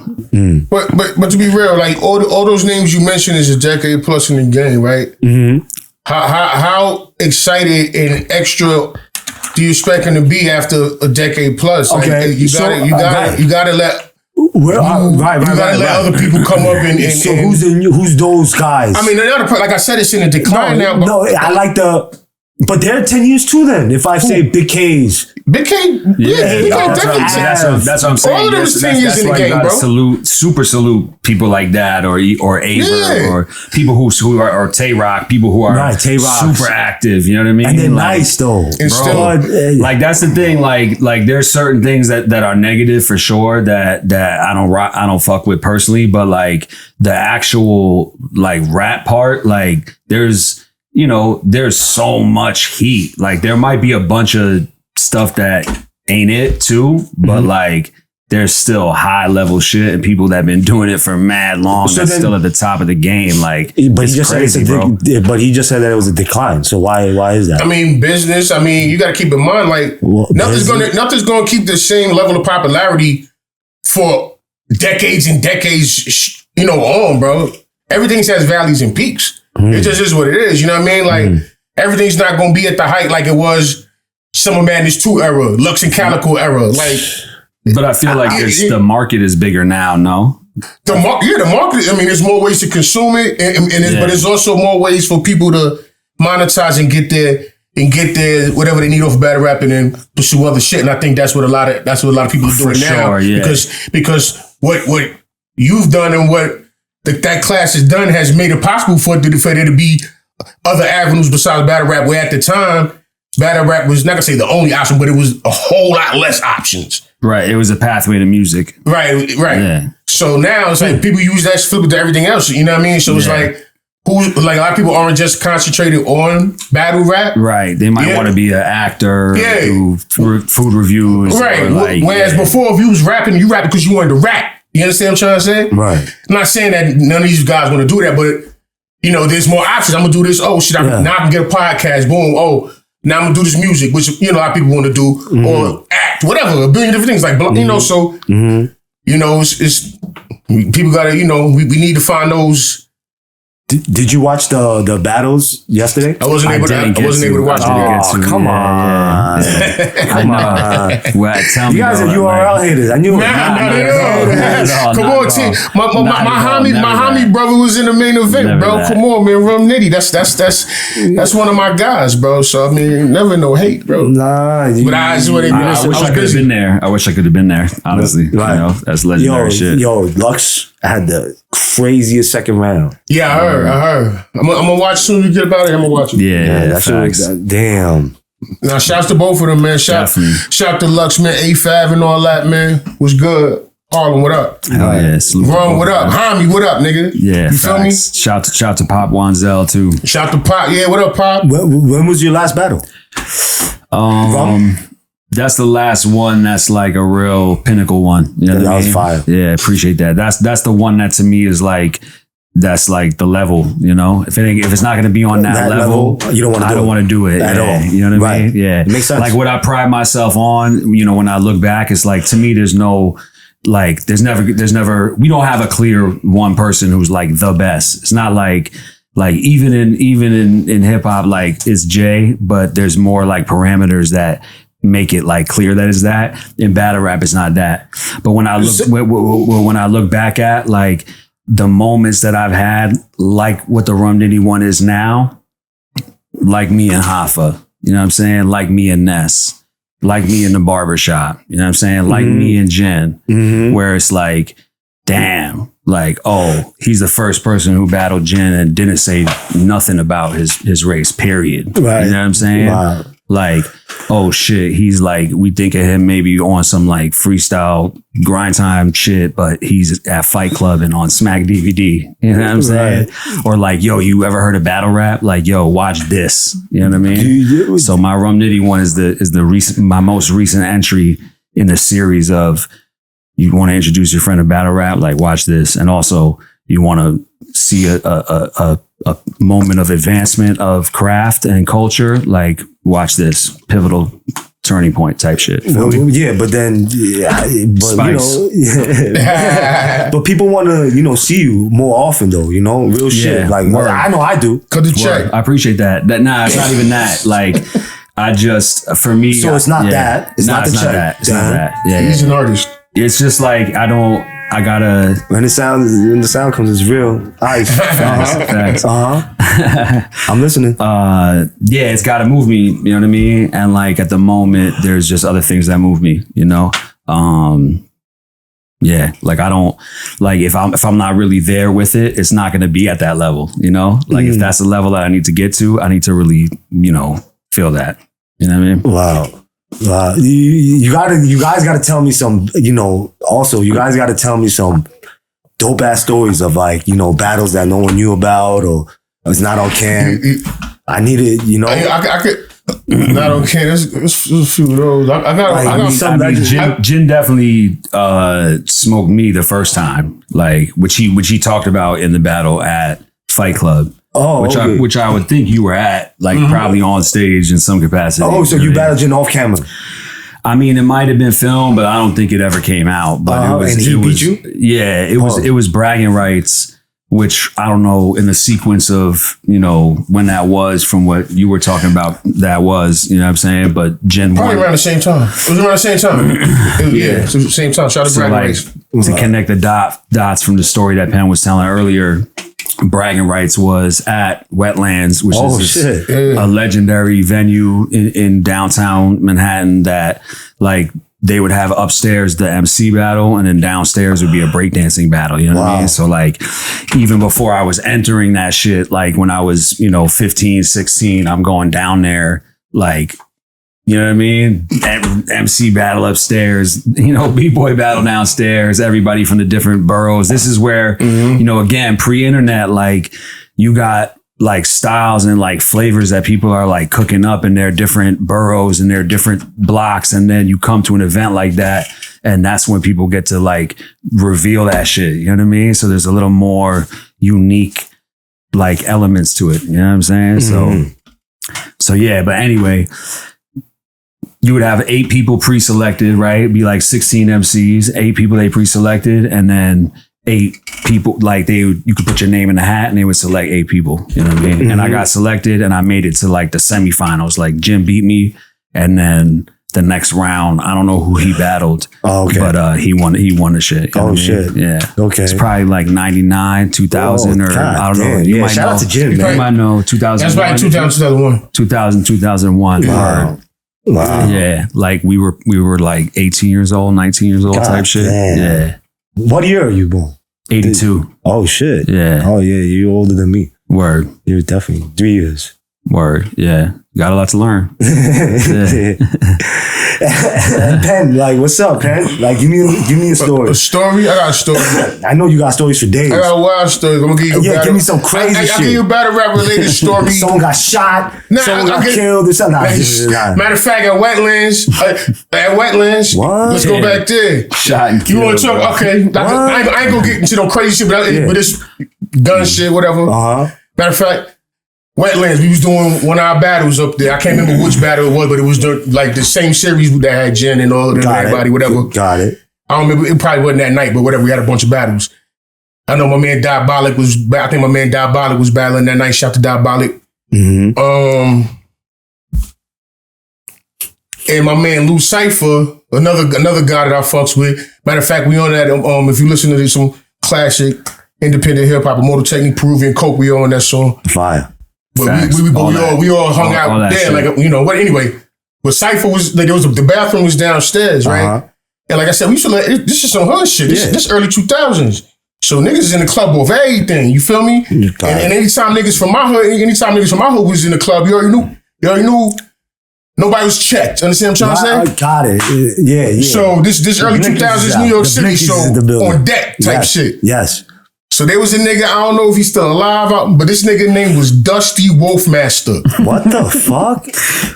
So you hear the names, you're Dusty. So his name was Dusty Wolfmaster, right? So you already knew what type of time he was on. He was already on that. Dust. Right. Yeah. So, like I said, the battles was going on. He got offended by somebody said in the battle, right? He got offended. So glorious. So my man Cypher, he was a white boy from Long Island, my brother, he boxing all. That's my brother. Yeah. Cypher was downstairs in the bathroom. Yeah. He mistook Cypher for somebody else. What? Backed out on him in the fucking bathroom, like, yo, you know what I'm saying? So classic Dusty. Yeah, classy Dusty type, you know what I mean? So he back out on son, whatever, right? So he was like, yo. Anyway, so what's his name again? Dusty Wolfmaster. I don't even know if son's still alive. Whatever. You know what I'm saying? Shout out to him. I don't know where this nigga at if he around. You know what I'm saying? Facts though. But this ain't even the end of the story, right? So he back out. You know what I'm saying? So obviously some motherfuckers is like conversing like, yo, fam, I ain't who the fuck nigga, whoever you, that's not me, boy. Like, you know what I mean? Yeah. Whatever. After a little comment, like I said, son is not fully there. He realizes, oh, yo, my fault. Yo. So he tries to give him my bad, son, and tries to pass him yo. He tries to pass him the hammer? Try to pass him the hammer, bro, like, yo, my forehead. Like you can boom me type shit. That's communication. It's like, that's clear communication. This is what I'm talking about, bro. He was like, yo, just to be clear, I apologize so much that I'll even change the power dynamics. He's like, yo, my bad. Yo, that was clarity. He clarified. So that's definitely some off-camera shit. That was wild. It happened at a battle with shit. But I'll give you a funny story. I'll give you a funny story, though. Salute to Dusty Wolf. Shout to Dusty Wolfmaster. Shout to Lou Cypher. That's super real. You know what I mean? Not Lou Cypher from Florida. Shout to you, too. That resolved it, right? That move resolved it? Yeah. So nobody got shot. We kept partying. So it was all good. There you go. You know what I mean? Salute. And you know, and Dusty, like, he was just Dusty, bro. He was just, you feel me? You know what I'm saying? Dusty Wolfmaster. His name was Dusty Wolfmaster. I will never forget that. Yeah, he found his way into that, but he knew the way out too. But sometimes you be in tune and just flow through it, you know? Yeah. But I got a funny story, more related to like this type of more current, even though it's old, but more current. Everybody know the cannabis disaster battle, the King of the Dot shit, the 30 books around pages, whatever, that shit. Right. All right, so where was that at? LA. That was in LA. You was there? I was there. I was there. Yeah. And I of course you was there. I was definitely there. Yeah. I was there. Of course. Yeah. So before that battle, Wyclef used to record in the studio I used uptown. You remember when I was recording with Ariel up there? Yeah. On 25th? We had a studio on 25th and Park. Stadium Red. Oh, okay. Stadium Red. Shouts to Ariel. Damn. Just Blaze had a room in there, all that shit. Yep. Shout out to Josh Kamen. Damn. Yeah, shout out to Josh. Damn. See, that's why I love this shit. The story and shit. Like, you just know the name like that. It's been my guy for a long time, man. Yeah. And you see that Cannibal Ox shirt. No, we're gonna talk about that. They on tour right now too. Shout to Vaz. Shout to Double AB. Voodoo Mega, hold your head. Yeah, AB. You know what I'm saying? We went to the same junior high school. Wow. Oh, word. Yeah, we got homies in common. Like, different years, but like, you know what I mean? See how it all connects? Right. So, that's anyway, New York high school type shit. Yeah, that's fire. Middle school shit. That's how you know a motherfucker from someplace. Who you went to school with, son. Right. Who you knew 25 years ago, son. Right. Like, type shit. But that's what I used to be back in the day. Like, yo, who you know what I mean? It's a fact. Like, yo, what's who you went to? That's like, a fact. No, like. That's a fact. Right. Like. But, so, anyway, so, cannabis disaster shit. All right, so Wyclef used to record at the stoop. Right, Wyclef's a fan of his battle rap shit. Yeah, everybody know. You seen Wyclef at Smack Events and all that. Wyclef supports the scene hard body. So shout out to Clef. Super tap. Haitian, right? Yeah. Shout out to my Haitian fam and all that. You know? So anyway, Wyclef was in the stool. He a fan of battle rap. So he Swave. We go to the stool. Niggas, Swave called me up like, yo, pull up. Was Swave or anyway, somebody called me. One of them called me up. Yo. Right. Clef in the stool, he wanted to chop it up, whatever. So we all in the stool. Me, Swave, who else? Somebody else, whatever. We in the stool. So they recording, you know what I mean? So we just having talks and Clef is, expressing like he fucks with the sport. That's, you know what I mean? Yeah, so we all chopping it up and all that. QB was there. Yeah. You know what I mean? So we all chopping it up and shit. So we just having all this conversation. So I'm like, yo, so he's expressing his love for the sport. Obviously, you and everybody that follows, you see he really loves the sport. Yes. You know what I mean? So he's just expressing that in the stool. You know what I mean? That's the reason I pulled up. Because he was like, yo, shit, he had love for what the fuck we do. Right. So I'm like, yo, son, we got your man Cannabis battling in a few months at LA. Right. That nigga like, what? I'm like, yeah, we got Cannabis battling King of the Dot. Yeah. Yo, word the mother, this nigga on Clef go, he go, yo. Not for nothing, he gonna do something to fuck that battle up. What? And I'm like, what? He's like, yeah, he gonna do something to fuck that battle up. Then he goes in the store I can get and all that. So he starts conversing about like, yo, telling me why he knows, like this nigga, just giving me, just telling the story, just giving game. Yeah. And I'm like, all right, and I'm not going. This is Wyclef. I'm not going to dispute what you telling me. Right. So I'm like, all right, no doubt, like cool. He gonna do something to fuck the battle up, whatever.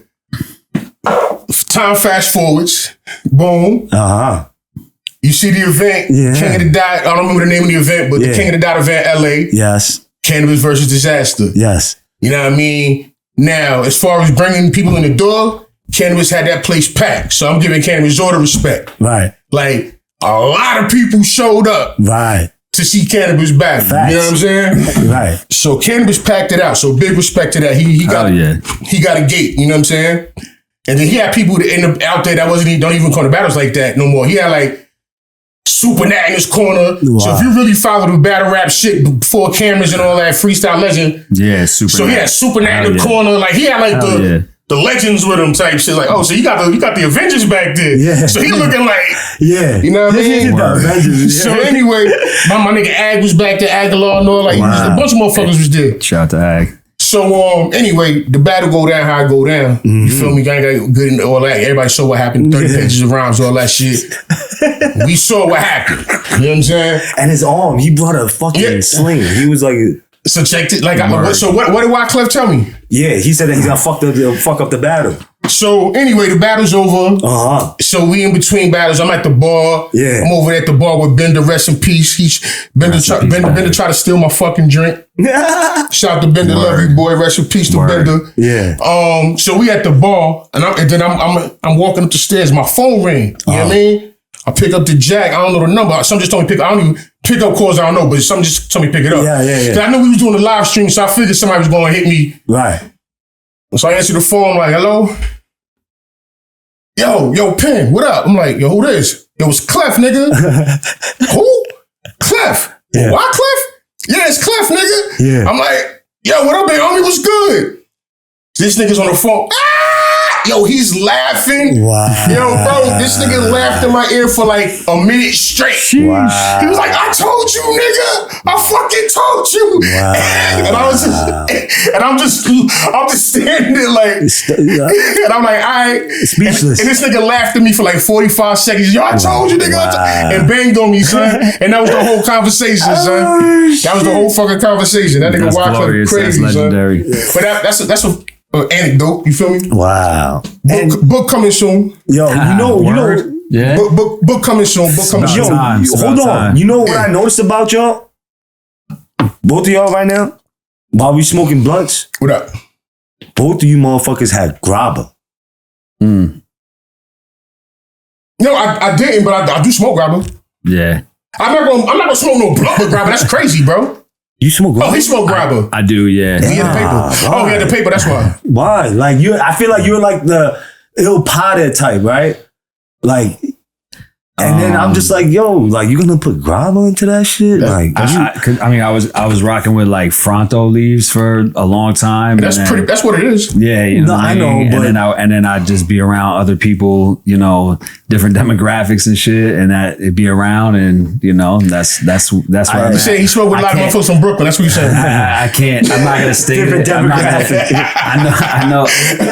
I know. I can't stay there for too long, but I'm visiting for now. You know what I mean? Like, Yo, I was like, when I see that, I'm like, yo, damn. Nah, if I'm smoking a blunt, I'm smoking no straight tree. If I'm rolling paper, I'll throw some grabs in there. Yeah. Do you guys remember the first time you guys got high?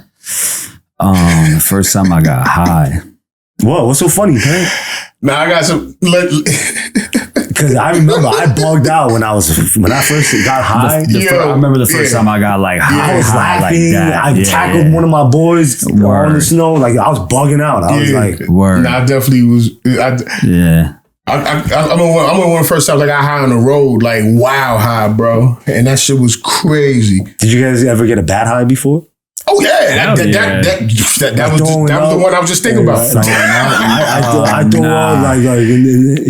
thought from smoking weed or from like mushrooms. Or no, bad high weed. Drinking. Bad high. Word. I had a bad high off of. You said we was in Humboldt County. I be in my bed, and we had these edibles, like these muffins.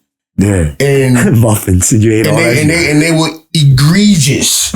Yeah, I mean, edibles could take that shit. Yo, that shit had me out for like a whole day, like fucking diabolic and slave seven saved my life. You know what I'm saying? I thought I was dying, bro. That shit was crazy. That shit was crazy. I know Mortal Technique got some footage somewhere, nigga. You better. Don't play yourself, nigga. And that was crazy, son. Nah, it was a trip, bro. I was high for like 2 days straight, bro. Damn, off that shit? Off of that, bro. It's crazy. Wow. Edibles, yeah.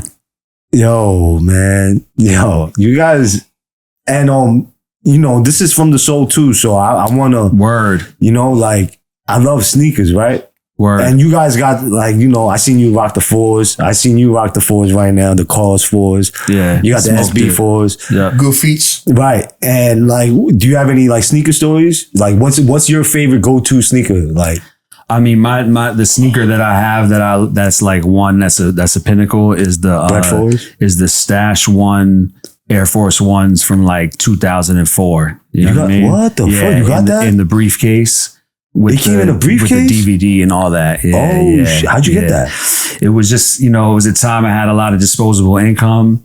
I was in school and shit, and I was moving things around. You know what I mean? And I just got it. I was just tuned into what it was, and I held it for mad long. And it's you still have it? Yeah. Wow. Unworn in the briefcase. They're coming out with the Stash 95s again. Oh yeah, that's fire. Yeah, the ones I got are the ones that they did the like one night only of too. They did the re-release of it. You know what I mean? With the like graffiti, the spray paint tips. You know what I'm saying? Yo, that's fire. Yeah. The Stash. Yep. Shout out to Stash. He was dope. Any sneaker stories? Like a go-to shoe of mine that one of my favorite shoes of like the past I guess a decade changed, bro. What? Like, because I travel a lot. I'm always on the road and shit. So it's like I can't always bring out 15 pairs of kicks. Right. Sometimes I need to narrow it down to maybe like 3 or 4. Yeah, right. Because I gotta be able to move and shit. You feel me? Yeah, it's a lot. It's a lot. Yeah, like before I used to travel with wild bags too. You know what I mean? Yeah. I used to travel with wild bags, but the older I get, I travel with less bags. I ain't trying to be dragging anything around, bro. I need to just, you know what I'm saying? All right, so get up and go. So one of my go-to shoes that I fucking loved, bro. And I need a new pair. I don't know how I can get them. Maybe y'all can help me out here, cause my brother's the plug, and we gonna send this out here, bro. I ain't no plug, man. I don't know nobody. You connected brother, man. But yo, the extra butter Reebok pumps, bro. The extra butter one. The extra butter Reebok. They had the burgundy joint. They had camo. It was camo. It wasn't burgundy? No, it was camo. They might have more than one extra butter Reebok pump, I believe. But I'll pull it up. Yo, but it was a camo, and it had like a fur on it also. I have stories for extra butter, bro. I used to go to their first store in Long Island. Okay, dope. That far. It was like in somewhere, I forget. And I used to go to them, and then I'd be like, yo, I need these sneakers, and they would get them. Yeah, and then I would bring them food. I would bring them fucking like fruits, Korean fruits. Like what? They'll backdoor that shit. Shout out to them. Like back in the day, like that's fire. Yeah, man. That's fire. Hell yeah! All the Jordan bins. But see, the shit is, I want something like, because I'm on stage a lot, son. I want somebody to see them feats and be like, oh, all right. Even if they're not wild expensive, just something that you couldn't acquire. Respectable. Like something's like, oh shit, I ain't seen that. I ain't walked in the spot and seen 20 niggas with these on. Like I guarantee you, most places I go in life, whatever I got on my feet, nobody else got on. Yo, I can guarantee you that. Shout out to fucking JJ Sneakers. You know, JJ Sneakers was good. You know what I'm saying? Flushing, you know what I mean? I had to argue and talk for hours. Oh my God. Like, and this is for you, man. Oh, my brother. Shout out to you, man. What's your blogs? Thank you, my brother. What will we? Yeah, open that up. This is classic. Yo, you know what? I'm going on the road. I'm going on the road in 2 days. I can rock these when I'm out in San Diego. Okay. Let's go. You need like 2 pairs all the time. Classics. Those are crazy. Bo Jackson. Hell yeah, the bows. You know what I'm saying? I used to love. I still got the burgundy bows. I still got. Yo, good looks. Hell yeah, good looks, bro. Shout out to JJ. Shout out to Bebo. Y'all gonna see me. If not in San Diego, you're gonna see me. I'm gonna be in Zurich too. Maybe I might rock these in Zurich. Maybe I rock these in Athens or Barcelona. I'll be, you know what I mean, check me out there in a week or 2. I'll be out there. And shit. They brought out a new classic for more J's. Let's go. You know what I'm saying? For iron. What you got over there? What you working with? So I got the Jordan bars, right? We were talking about that before, huh? And this is a classic that just came out, but it's gonna be a classic if you know what I'm saying. So, but I love that's one of my favorite pairs right there. Yeah. One of my favorites. One of my favorite pairs right there.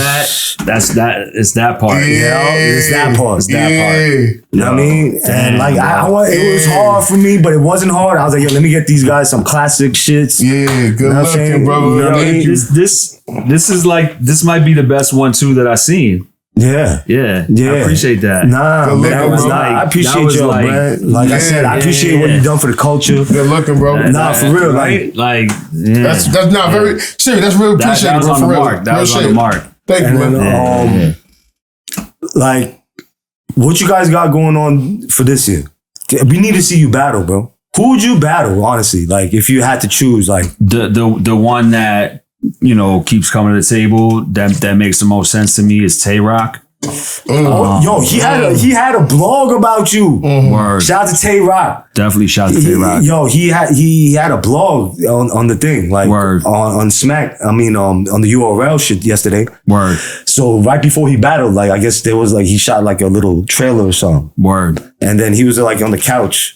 And he's like, yo, should I battle that white boy ironsolomon? I don't know, man. Like, nah, this. He's like, yo, da-da-da-da-da. So he threw a shot. So I was like, oh, shit, I remember. Like, word. Yeah, that would be fire. Yeah, hell yeah, that's good. I'm glad he said that. Yeah. Get the price up, you know? Yeah. No, Tay Rock would be fire, bro. Yeah, hell yeah. Yeah, that one makes sense. 100%. 100%. I think that's one that makes sense. Like, the energy would make sense without all the super extra shit. You know what I'm saying? Like all the super extra shit. Right. That's not my shit, personally. You know what I mean? Right. Like, no, I get it. I like to rap and like talk about real shit. Right. I don't like to talk about why somebody else is trash in life if it doesn't rhyme and isn't clever. You know what I'm saying? Right. And if I really got something to say about how trash somebody is in life, I'm gonna say it to them off camera. Got it. And try to frame it in a way that can help them. You know what I mean? You feel me? Right. Like if I see the flaws, like, I want to build you up, not tear you down, my boy. Right. One of the best motivational speakers in the world, right here. This guy right here. No, for real. No, the way he breaks down just how he articulated himself is, I like that. I definitely understand what he appreciate that, man. For sure. He got words and shit. And Tech, man, what's up with you? I know you good with shout out to Tech. Yeah. Shout out to my brother Immortal Technique. You know what I mean? And I know you be going out in the road. Hell yeah. Mm-hmm. Performing. Yeah. I mean, the only time that stopped was pandemic, man. So we, you know what I mean? Shit, this week we be out. Well, I don't know when this is dropping, but we'll be out soon. Yeah, we'll be out west this week. You know what I mean? San Diego, Riverside, the IE. I came in with the other spot, but check my IG, you feel me? Right. And then after that, we be out in Athens, Greece. Fire, Zurich. in off of hip hop and like Barcelona. You know what I mean? Right. I'm on my And it's a business and like and it's friendship. You know what I'm saying? As we was talking about before. Like, Right, and that's the illest part. Yeah. I think that's like, you know, it's business and it's friendship, and you know, like and culture. that's what I'm saying, man. And Pen. Yo. When are you gonna come back to this battle rap and kind of bring it back to life, bro? I mean, it's not like I fucking disappeared. It's just people act like I disappeared. I'm not stressing it, but I'm always down to do business. I'm always down to work. You know, I love the sport. You feel me? But I'm not gonna overextend myself if it's not gonna benefit me.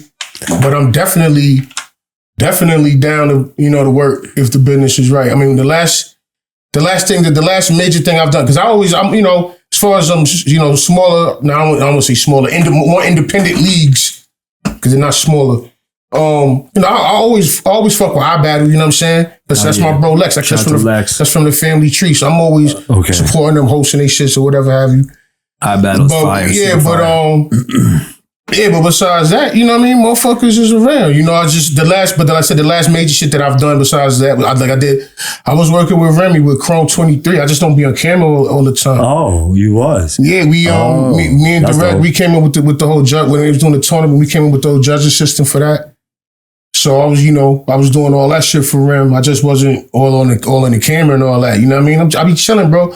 I've been on camera for wild years, bro. Like I'm good. Like this. I'm just like niggas think that's what I do this shit for. Like, I don't give a fuck about that shit, bro. Like in that aspect, I care about the coach. I don't really care about yo.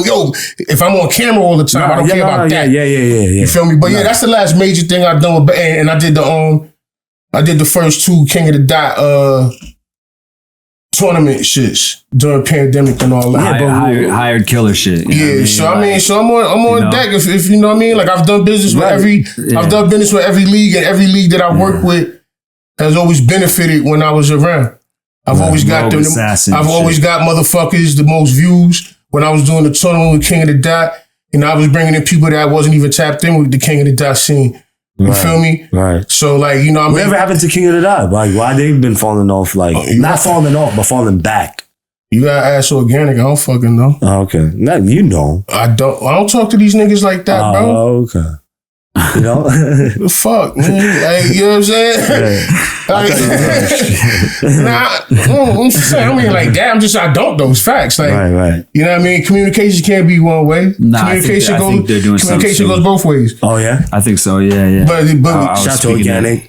Shout to organic. Shout to Bishop. Right. Yeah. Yo, get well to Bishop. What happened? Bishop has cancer, and he. To be honest, like it's been incredible to see what he's done surrounding it, because he's become like a political advocate in Canada, where he presented a bill in front of Parliament to reduce the age for screenings for like colonoscopy, because that type of cancer is, while it like in Canada the age is 40, where they're like screen for it, where the healthcare system will cover it. Right, yeah. And in the US it's 45, where your health insurance would cover a screening. You know what I'm saying? Got it. But the group that has the biggest increase of that type of cancer is like 35 to 40. So it really actually like affects us OD. And so he's turned his experience while he's fighting cancer into taking action. And he's like you could look that shit up, you know what I mean? Bishop Brigante, Toronto Parliament, or whatever it is, and go to his page and donate too, because he's definitely like fighting for his own fight, but he's like fighting the fight for everybody too. Wow. You know what I mean? Yeah, shout out to him for sure. Yeah. Right. And you also doing something else, like what can you tell me? Yeah, so basically outside of music, for a lot of years I was involved in like event production, and Penn and I worked together in that field too, like leading the logistics behind setting up and breaking down events, which is a whole nother story. But over the pandemic, there was no events, you know what I mean? So we got PPP loans and was on unemployment and shit, and had a window to do some creative stuff again, you know what I mean? And what was really moving me was just collaborating with people that I knew whose brand, like, I fucked with and saw a vision for that's not me as the brand. You know what I'm saying? Like, going back to what I was saying before. And I think, not to cut you, do your thing. And that's what I think, like what you're doing is dope. I think it's like a collaborative effort. Like, you know what I'm saying? You like picking and choosing, and that's what I want to do with my shit too. Like, you know, hell yeah. You gotta, like, you're curate. You know, you gotta curate what you're being associated with, and you're shaping your brand and your message through the different facets. You know what I'm saying? But what's dope, which I think is what you're saying about the podcast, is that you get to build with various people, and it's not just you. Like, while you do have a brand and a lens that you're, you know, transmitting through, it's collaborative. And for me to be the product and to be the rapper and it's my album and this and that, like, that doesn't move me as much as it narrows what people want from me in that space. And it limits the scope of how I get to express the creativity. You know what I'm saying? And so by taking the tools that I learned and honed of being an artist myself and applying it to other narratives, other stories, that's the shit that I fuck with. So anyway, over the pandemic, I just started doing that. My man who writes graffiti, who don't know how to, like, monetize his legacy, like, start designing shit for him. My man Zach from Rotten Island Records, I designed this hat for him, and it just started as like, oh, you know, my man got a record shop. Yeah. What, water? Camel. Oh, I'll take more water too, though, actually. Oh, yeah, can we get some water, please? Yeah. Please and thank you. Shout out to Kashi. Yeah, you gotta lower it now. Oh, yeah, I can stand back up. No, you good. Use the water. Yeah, I'll take a water. Yeah, good looking. Thanks, man. But yeah, you know what I mean? It's like, I always fuck with all facets of culture. Like what Penn was saying about grind time or things that he's been involved with where it wasn't necessarily street or this or that. It was like, oh, if it's dope, it's dope. You know what I mean? And I always fuck with graffiti, and I fuck with rock and reggae and soul music and blues and jazz, and you know what I'm saying? So to get to apply that creativity to anything. And so, yeah, this particular series right here started with my man Zach, Rotten Island Records, which was originally in Bushwick, but now is inside of Lambs, LAAMS. It's a super dope, like, store and collective where they got, you know, streetwear, clothes, and he got the record shop there. And where is it based out on this? So this is the Philly edition. So the overarching thing that I'm a part of is called Corner Store, right? And it's basically just like a collective of artists and you know producers, event stuff, content creators, and just good looking out. Shout out to Kashi.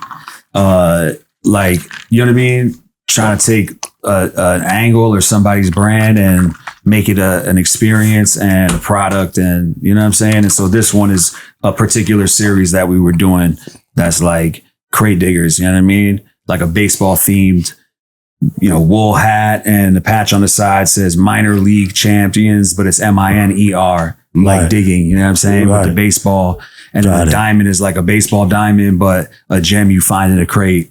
Wow. And instead of the World Series years, it's the record speeds, 78, 45, 33. And in the box, we partner with a different DJ or a record collector in each city. Like I said, the first New York one, that was blue, you know what I mean? Yankee shit, had a different box, different crate with Rotten Island. They put the crate together, photograph it, and turn it into the box that the hat comes in. And then the Philly one, we partnered with my man, Max Ochester from Brewery Town Beats. He's like one of the illest historians of Philly music culture and record collectors. And he has a record label where they release like old school soul and gospel shit that mad hip hop shit sampled. You know what I'm saying? He put the crate together. And then my brother Khalif Gamble, who's the son of Kenny Gamble from Gamble and Huff, photographed the crate that made the box. You know what I'm saying? Right. And then we partnered on this one with Lapstone and Hammer, which is like on some I heard sneaker it. shit. You Yeah. know, they just did the Philly Dunk. Right. You seen that shit? Yeah. So they did the. Oh yeah. Lapstone and Hammer is the store that did the Philly Dunk Dunks. with Nike. Yeah. Shout to Brian. Yeah, that shit's gonna be shout a little to Glenn, very shout limited. to the whole squad. That shit is up right now. It's super up, right? So that's those my man sneakers, who co-designed that Fire. shit, Brian.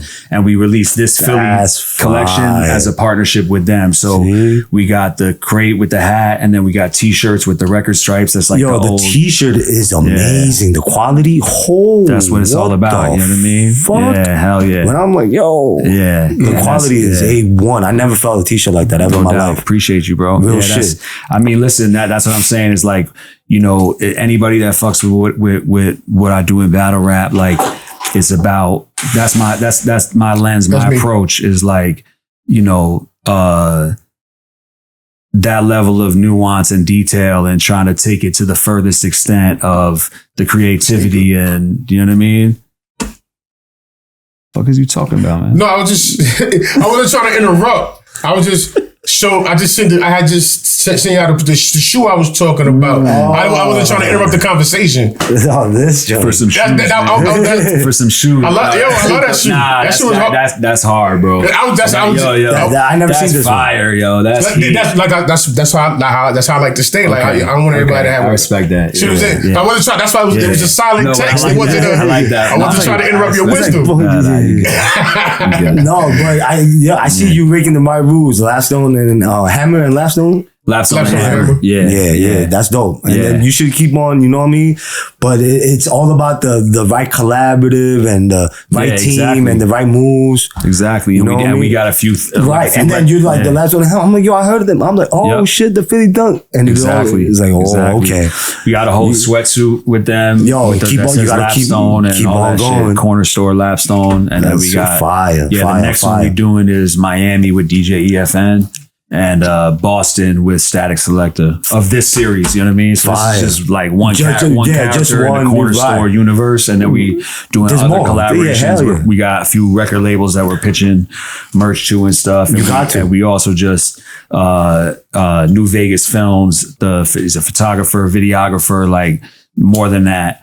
You know, just did the content for the Warner Chapel songwriting camp over the Roots picnic. Wow. With Khalif Gamble. Wow. And like did content for that. And so, you know, just working. Like I never asked for nothing. I never capitalized on relationships when I was pursuing being the brand. You know what I mean? Because for me personally, and when you are the brand, like you're looking for favors, really, ultimately. Like you step into a room and you're trying to connect with like a rapper that's more on than you, and have them co-sign you or do a verse for you for or the free store, or for the low, because they're coming up, like they're up already. Or you got to link a producer and have them give you a beat for like free or like for the low, or a studio that'll show you love, or someone who will write an article about you, or a DJ that'll play your song. You know what I mean? And connections are worth more than the money. But like that shit make me uncomfortable, bro. Like if I step into a room only thinking about what these people could do for me, like I just don't know how to move like that personally. It's too unnatural. So now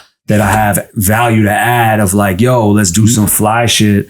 Let's document some fly shit. Let's take these crazy moving portrait photos in New Vegas and let's make some video content, or we'll do some, you know, create a pop-up shop and an experience. Like this shit is a fucking experience to get a Creative Records that you open up and the hat is a base fly ass, you know, Ebbets Field type flannel baseball hat. And the box is 7 1/4 inches cubed.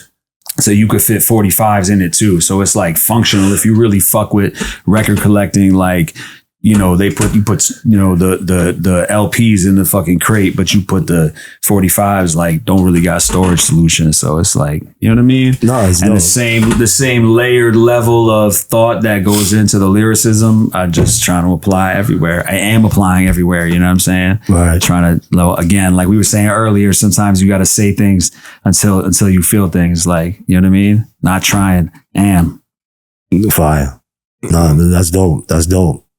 And I appreciate y'all, man. Like, cause like I said, when I'm like, yo, I got Poisonpen and ironsolomon pulling up. Motherfuckers like, yo, they got stories for they're like pillars of this shit, of this battle rap and then just hip hop in general. Yeah, salute to you for like curating that duo too. You know what I'm saying?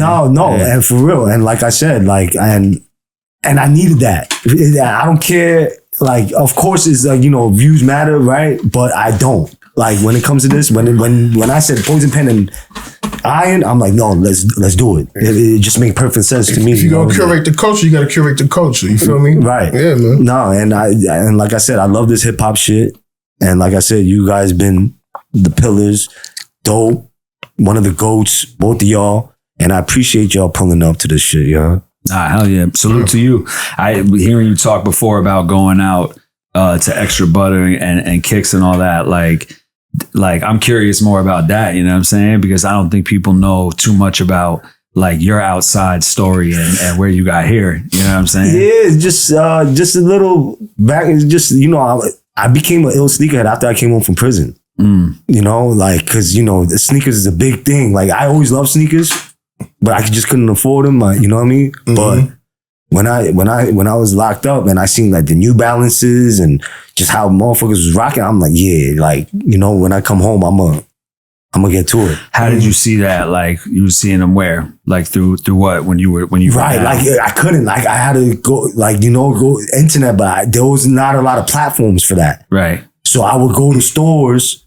That like you had to be out there, just like how you did with the battle rap. Yeah, exactly. You just had to be out there. You had to know the store. And go to the stores, go and ask, and yep. And then you're like, yo, have the relationships, right. And then I met other people who was wearing up online. Like, shout out to Abe, and me and him became great friends. Word. And he from the east side of Harlem, and he was the illest sneakerhead. Word. And he's like, yo, you gotta go to Nike Talk, and then da da da da da. And I'm like, yo, I'm not doing none of that. But he was doing all that. So, like, I had somebody like, yo, boom, boom, boom. And we would go travel everywhere. Mm-hmm. You know what I'm saying? And then when it comes to battle rap, I'd be like, yo, I had my, my little Asian kids and my people who was really into that shit go, you know what I'm saying? And then that's how I met Smack. I seen y'all, like, just do battle rap shit. Yeah. Like, because I seen that in prison too.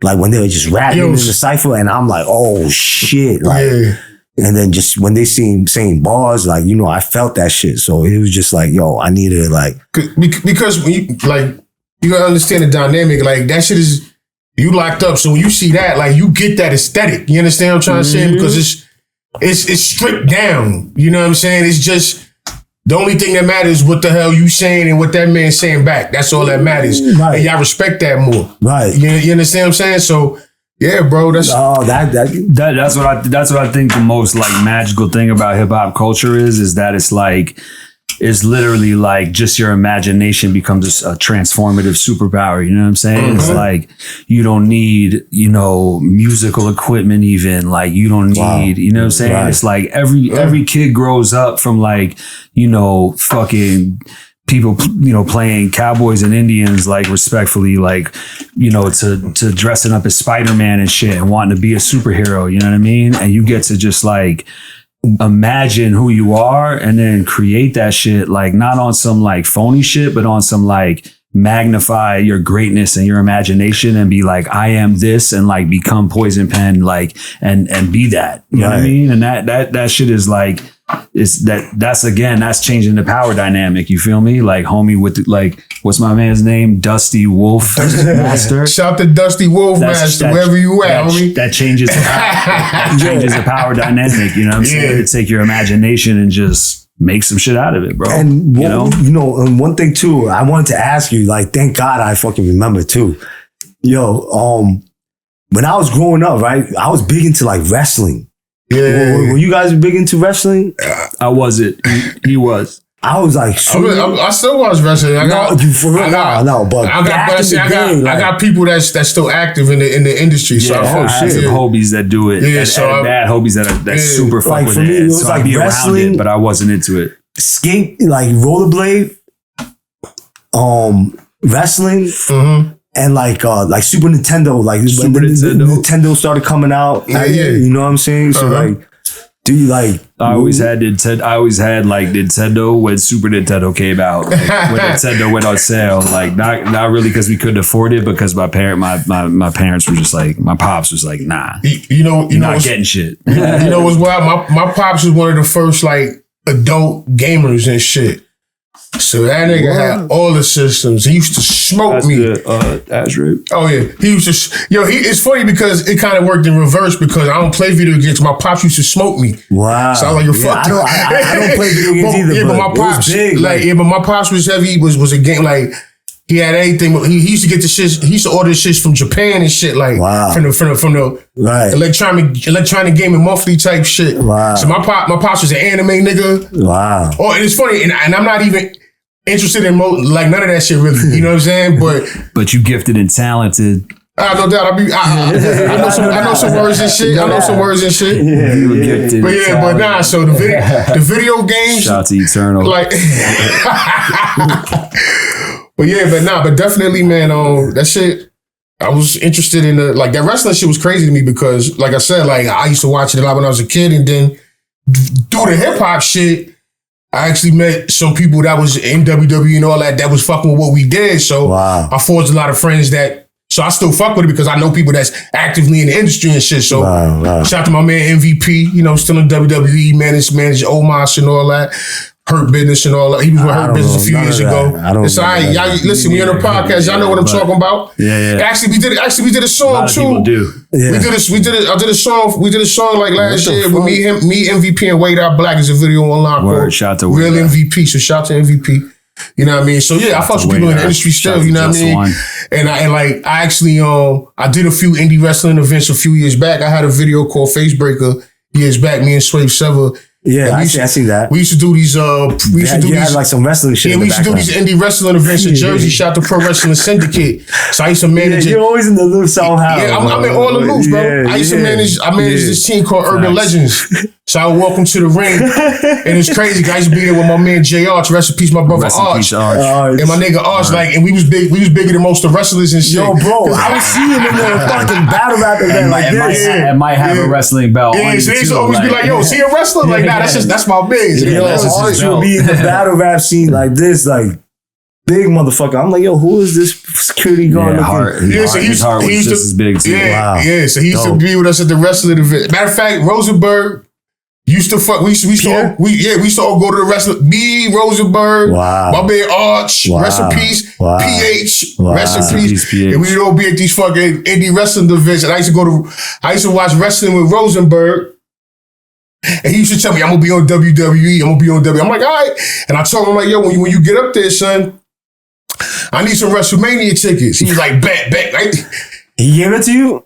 I ain't talked to Rosenberg in years, man. Shout out to Rosenberg, though. But I just seen him. But that's a fact, though. He used to tell me, like, yo, and then we knew some of the same people. I mean, Rosenberg was already active on the radio and shit. He was but as far as the wrestling shit, he wasn't in the industry yet. He was just a fan. Word. And we used to watch the events together and all that shit. So, yo, what do you think about Diddy? I gotta link you with the homies at Suplex, the vintage wrestling shit in Philly, on some wrestling shit. Shout to them. Yo, we went there on Broad Street, South Street. Yeah, we was there. We went there. We went to Lap Soda Hammer. We went there that day. Word. Yeah. What you think about Diddy? What I think about him? Yeah. What you think about the situation? Nah, I mean, I can only speak about what I saw. You feel me? And that video looked wild. You know what I mean? Defending yourself is one thing, but Shorty was down the hall and at an elevator, so that's not defending yourself. So you can say, like, if you being attacked, like, I'm not gonna tell anybody who's being attacked to not defend yourself. So I'm not saying, but you know what I mean? Yeah. If you being attacked, you gotta defend yourself. Right. That was not in a position. He was not being attacked in no kind of way. So I can speak off what I saw. No, but it's just over in general. No, I mean, in general, this shit look shaky. This shit look wild shaky, boy. Like what's wrong with this? This shit look shaky. I met Diddy before. I ain't got no wild stories. Not like I'm in no inner circle. I met him before. He used to come to events. So he was over, every time I was in his presence, it was always regular at an event type cool shit. Right. You know what I mean? So I don't have nothing to say as far as that. But as far as what he being accused of and all that shit, it's looking shaky for the man, bro. It's a fact, man. But, we going to see how it play out because we going to see how that shit play out. But all chickens come home to roost, man. You know what I'm saying? And what you think about it? I mean, I think everybody like thinks that the shit that we've seen and he's been accused of is despicable. I feel like, the most productive thing is like that shit is rampant. You know what I mean? And like if he's doing it, we know how wide his circle is and how broad that means the enablers are. You know what I'm saying? And it just speaks to how much like power and like depravity, go hand in hand sometimes. And like, wow, like what, like how do we address that? You know what I'm saying? Because like, I don't think anybody's homie like starts out like at that place, but you might see it going there. And again, coming back to the communication, like you got to pull somebody's card, like, because that like what happened takes a village. You know what I'm saying? Right. Like it's a lot of people that like turn the other way. So? Yeah. And when you somebody that powerful, it has to be. Yeah. And then so it's, but they're all coming out though now. Right. But it's just funny how how not everybody coming out now. That's a little weird too. But yeah, for sure. You know what I'm saying? That's what I'm saying. That's a little crazy. Like why now? Now everybody got something. I mean, some new bodyguard from Glad, but it's people like, but I mean, I ain't gonna lie, like Mark Curry was always saying what he was saying. Mace always stood his ground. Right. Like, so there's people that was always firmly like, nah, I ain't fucking with something for whatever reason. Maybe they ain't mention all the shit he's alleged of now, but they were firm in their stance, like, nah. So when people from that ilk speak, I may be more prone to be like, all right, you know what I'm saying? Right. But there's a lot of.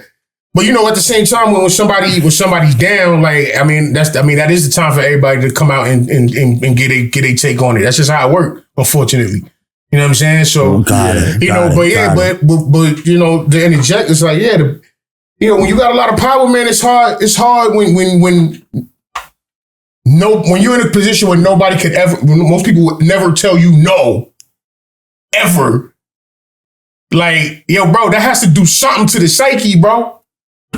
That's super villain shit, bro. Right. Like, so it's like that has to come with something, bro. You know what I'm saying? Yeah, makes sense. But besides that, there's been a lot of situations that that was attached to his name throughout the years that he made that his name was attached to him. Biggie shit.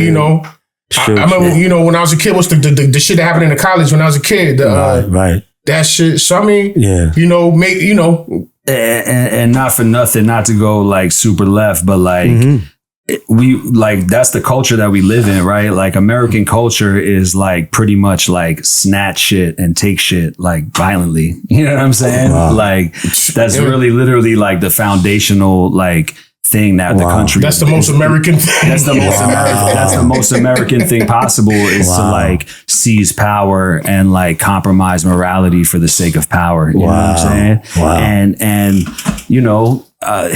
hip hop culture is even further like a direct result of that. You know what I mean? And so like there's gonna like and then there's like that system that rewards that too. You know what I'm saying? So like like that's where to me it's like there's that on a broader spectrum, and then there's also like how do we deal with that, like on what we were talking about before about how like you used to get information more directly from the people around you, and now the internet gave you a menu to choose from and you might pick the wrong shit from the menu. Like how do we curb that before it like happens? You know what I'm saying? Because like motherfuckers see funny shit or got a relative that they got jokes about and shit, but like, how do you address that like constructively? You know what I mean? Because I'd rather that shit be stopped like than to have somebody be outed and, you know what I mean? Because that's definitely some psychological shit too. Like you got to be unwell. You got to be unwell to have that type of anger in you, like toward a female. You know what I'm saying? You got to really be unwell, bro. Like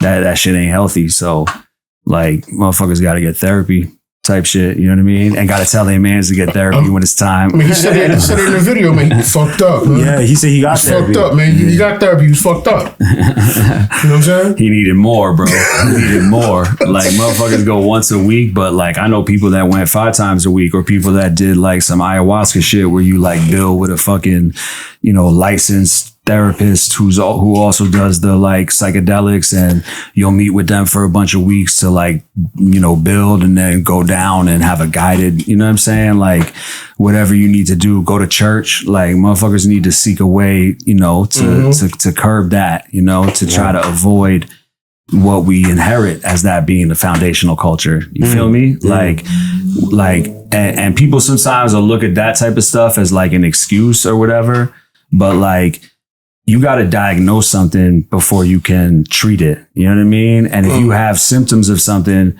like if you have some underlying condition that causes you to have a rash or something, and it's not like a mosquito bite, but it's something that you've been eating, like you need to get to the bottom of it. You know what I mean? Right. And like a lot of times people think therapy or just describing certain dynamics that are at play, advantages or disadvantages or privilege or whatever it is, which, you know, to me, privilege just means like fortune or blessing. You know what I mean? Like we've been noting it all night. Like, yeah, we got hip hop privilege living in New York. You know what I'm saying? Like, I don't know. I lost my train of thought. If you could get me back on, I'll keep smoking. Yo, all that fucking smoke. He's been smoking for 2 hours. Nah, it's good. You know, I just wanted to talk about some hip hop shit. Yeah. You know what I mean? And just, you know, just real shit too, you know, at the same time. And then, yeah, bro, like I said, man, I appreciate y'all pulling up. Hell yeah. And, hell yeah. You know, and can we talk about where we're at, or that's like, yeah, what? Like what? The building and shit? What about the building? The church. Yeah. Okay. It's a church. Yeah. Okay, cool. Yeah, praise the Lord, bro. Praise the Lord. Yeah. What? Talk about it. No, I'm just saying I enjoy that. I like that. You know what I mean? A lot of classic hip hop has happened in church. WK Stretch and Bobito. This is what I'm saying. Was in a church. For real? Yeah, they used to record it in Colombia in the church. The studio was in the church. Shit. So like a lot of those more hip hop shit gets unpeeled.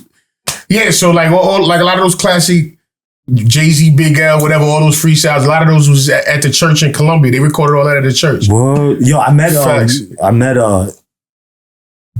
Bobito. Shout out to Bobito the barber, man. That's an icon right there, man. Right. And yeah, then man, I was like, yo, I need to do an interview with you. Like, yo, bro. Like, and he signed my, he had a Bobito Puma sneaker back in the day. Okay, yeah. And then he signed that shit. Super sneakerhead. Yeah. Like, yeah, hell yeah. Like OG sneakerhead, for real. Yeah. And then I'm like, yo, and this was a couple years ago. And then, yeah, he just done my shit. Shout out to him. Nah, shout out to Bob, shout out to Strut. Like, that's the shit we grew up off of, man. You know what I'm saying? Right. Like, yeah, like that kind of facts. Did you guys take ever other drugs besides bud? Yeah, hell yeah. He said hell yeah, like what? Yeah. I used to take acid, like gel tabs and shit. I tried acid one time. I didn't like it. Yeah, it's kind of nasty. I've eaten mushrooms, ecstasy, quaaludes. I've done coke. You found Quaaludes? Where did you find Quaaludes? In a time machine, bro? So my man back in the day, my man Vinny, shout out to my man Lucian and Vinny. His older brother was Goose from 109th Street uptown, and he really like was the guy for everything. You know what I'm saying? Like he used to sell the Cameron. Shit! Like That's Leonardo DiCaprio. Like what the fuck? He used to date Nikki Hilton. He's like a super uptown legend. You know what I'm saying? And that was the homie who went to Stuyvesant. His older brother, right? And actually, their father was like a revolutionary activist who had been in jail for something. I don't know. I can't speak fully to his story, but my man's the last name is Sostre, Sostre. And his older brother was just like the OD plug, and he was dumb nice at rapping too. And he actually was in a group, I think, that was connected to Jin in some way too, but I'm not sure. Shit. But either way, we just always had the link on the super fly shit. And so, you know, to be extremists, you know, we were all extremists here. Like, you know, wrestling, sneakers, whatever it is, it's like, you know what I mean? Go for it. You said you tried coke? I've done coke a few times. Yeah, it's not really my thing. You know what I mean? Did you like ecstasy or coke? Like what? I tried ecstasy. I did ecstasy only a few times, but it made me so like happy that I knew wild happy that I knew. You tried that, Ted?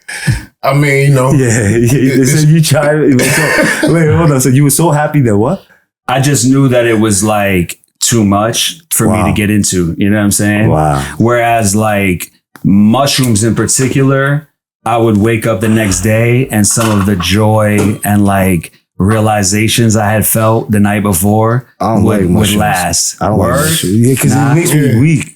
Yeah, but I get like a bounce in my step, yo. No, like, the chocolate mushrooms. Facts. No, I tried the mushrooms. Like I see the regular shrooms. Yeah, when I tried the regular shrooms, I was dying laughing for like an hour. My jaw started hurting. That sounds fire, but maybe just take a little less. No, but the chocolate, like now it's like I tried it twice. The mushrooms, but take less. But like the real mushrooms, and it was fire, right? Okay, and then the third time I did it, make sure you drink some water, man. That's all. I felt like some beer, like some alcohol. I felt like there was like ants crawling on my shit. Word. It was something. I felt weird. You got to go into it with the right. And then I was like, I never did that ever again. Okay. Word. And that was like a long time ago. I was like, no, I'm not doing that. Word. Yeah, I just do bud like. Word. Yeah. But yeah, man. I take mushrooms sometimes on a microdose. Like there's a lot of people who take like microdose of mushrooms or LSD in place of like ADHD medication, like a very little bit of mushrooms. You know what's big right now is codeine. You ever tried yeah. What was it? Yeah.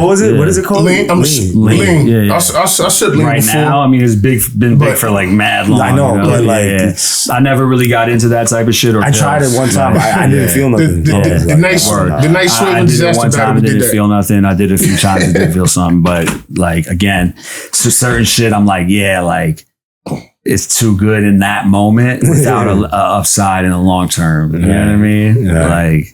What was you saying, Pen? You said that you tried lean and then the night we did the Sway versus Disaster battle. Hollow pulled up, and this is back when Hollow was on his shit. Yeah.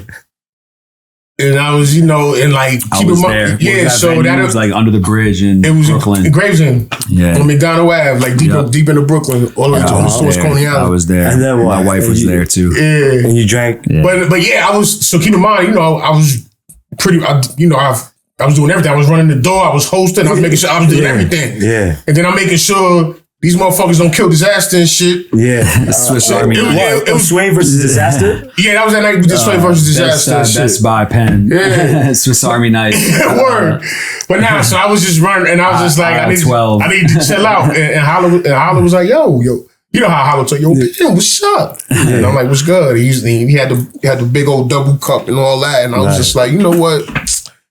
That was the first time you drank? Yeah, that's not something I normally do. Actually, I said it might have been helpful, right? I said, actually, it helped me down because it calmed me the fuck down. Oh, I mean, all that shit has a time and place. There's a and a degree, correct. But I never actively lean. Nah. Yeah, me neither. I tried it one time and I never felt it. I was like, nah, I'm not. I don't want to be itching and shit, man. You know what I'm saying? Like, facts, yo. When you start really jonesing and shit, that's that fiend shit, bro. Right. Like niggas be itchy and. Like, so I seen that too much in my life growing up from people very close, people in my family and people in my neighborhood. Like, wow. I never wanted to, I'm not, what I said, that's a whole nother sidebar. But yeah, so I never really got too far into anything other than the bud. So sure, I've tried quite a few things, but I never went too far into nothing because I just don't ever want to I don't want to really grow a dependency for something and be like, yo, I need to do that. I want to, you know what I mean? Facts, yeah. So yeah, but I've definitely, I'm outside, bro. I've been trying. Like, listen, you gotta, when in Rome, you gotta do as Romans do sometimes. You feel me? So I'm very, I'm open. I'm an open-minded person. You feel me? In some ways. You know what I mean? In some ways. Yeah. Oh man. Nah. But speaking of drugs in prison and shit.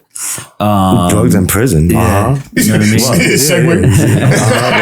What I was saying before about the event production shit that Penn and I be doing, that, I was on pause over the pandemic to be able to get into this shit, is that, this company that I started, Groundwork Operations, is an event production company where we provide crew to set up and break down events. You know what I mean? Like, we're the biggest non-union crew in New York City. Wow. We set up the New York Marathon. Oh, shit. and that company, New York Roadrunners, that produces the New York Marathon, they do like 40 run walks a year, and we set up and break down all those. You know what I'm saying? How come you don't join that?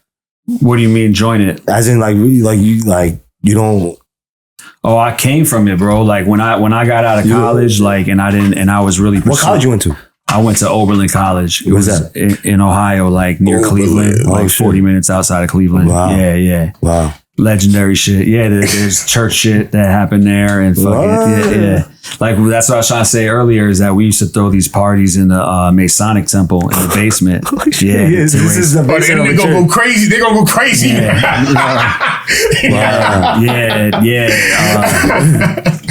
Yeah, I was throwing events back then. You know what I mean? I always was on some like hustle entrepreneurship. You know what I'm saying? Like like at Stuyvesant, when I really started smoking weed, it was like, oh yeah, I gotta sell this. You know what I mean? And so selling weed through high school, through college, even in high school.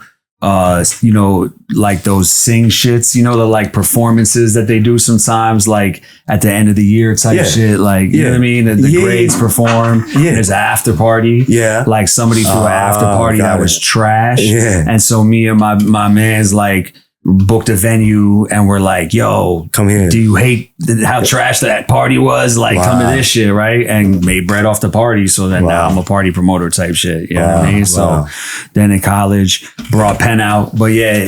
What? Yeah, because, Damn, it goes like that? Yeah, because basically, like, shout to my man Godwin, who's like one of my OGs, Godwin Okoli, who'll be on some real estate shit now. But like, back then, like, seeing that I was doing music shit, and actually back then, even doing battle shit, like talk about shit that ain't on camera. Like I was going out to Cleveland on Tuesday nights to this shit called Spitboxing.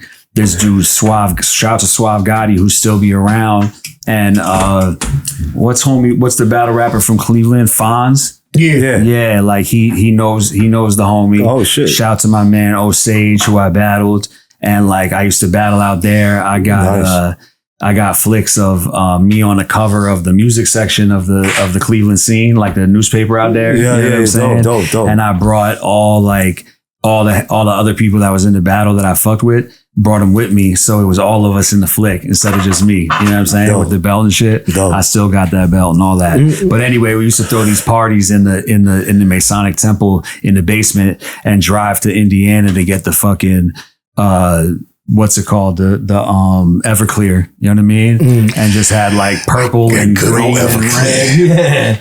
It's 190 proof if y'all not aware. It's 190 proof. And it was like the team of us that was like on, so my man Godwin was the one that was like, oh, you tapped in on music and you selling weed, like, but I know how to apply for like money from the school to throw events. And I was like, all right, go for it, bro. I never did this. Right. And so we go apply for funding from the school, but then we like hustle to make extra money on the side to throw the events and shit. Wow. And thank goodness the panel was mixed, because my man Godwin and my man Chris is black, they Nigerian, and like me and my man Isaiah is white, and we had to stay outside the temple. Like the homeboy Mr. Wembley, who owned the shit, was like not trying to have us in the business conversations at the Masonic temple. You know what I'm saying? So, so one thing before we leave it, like end this, I wanted to say, because you guys talking about like you guys been cool for such a long time.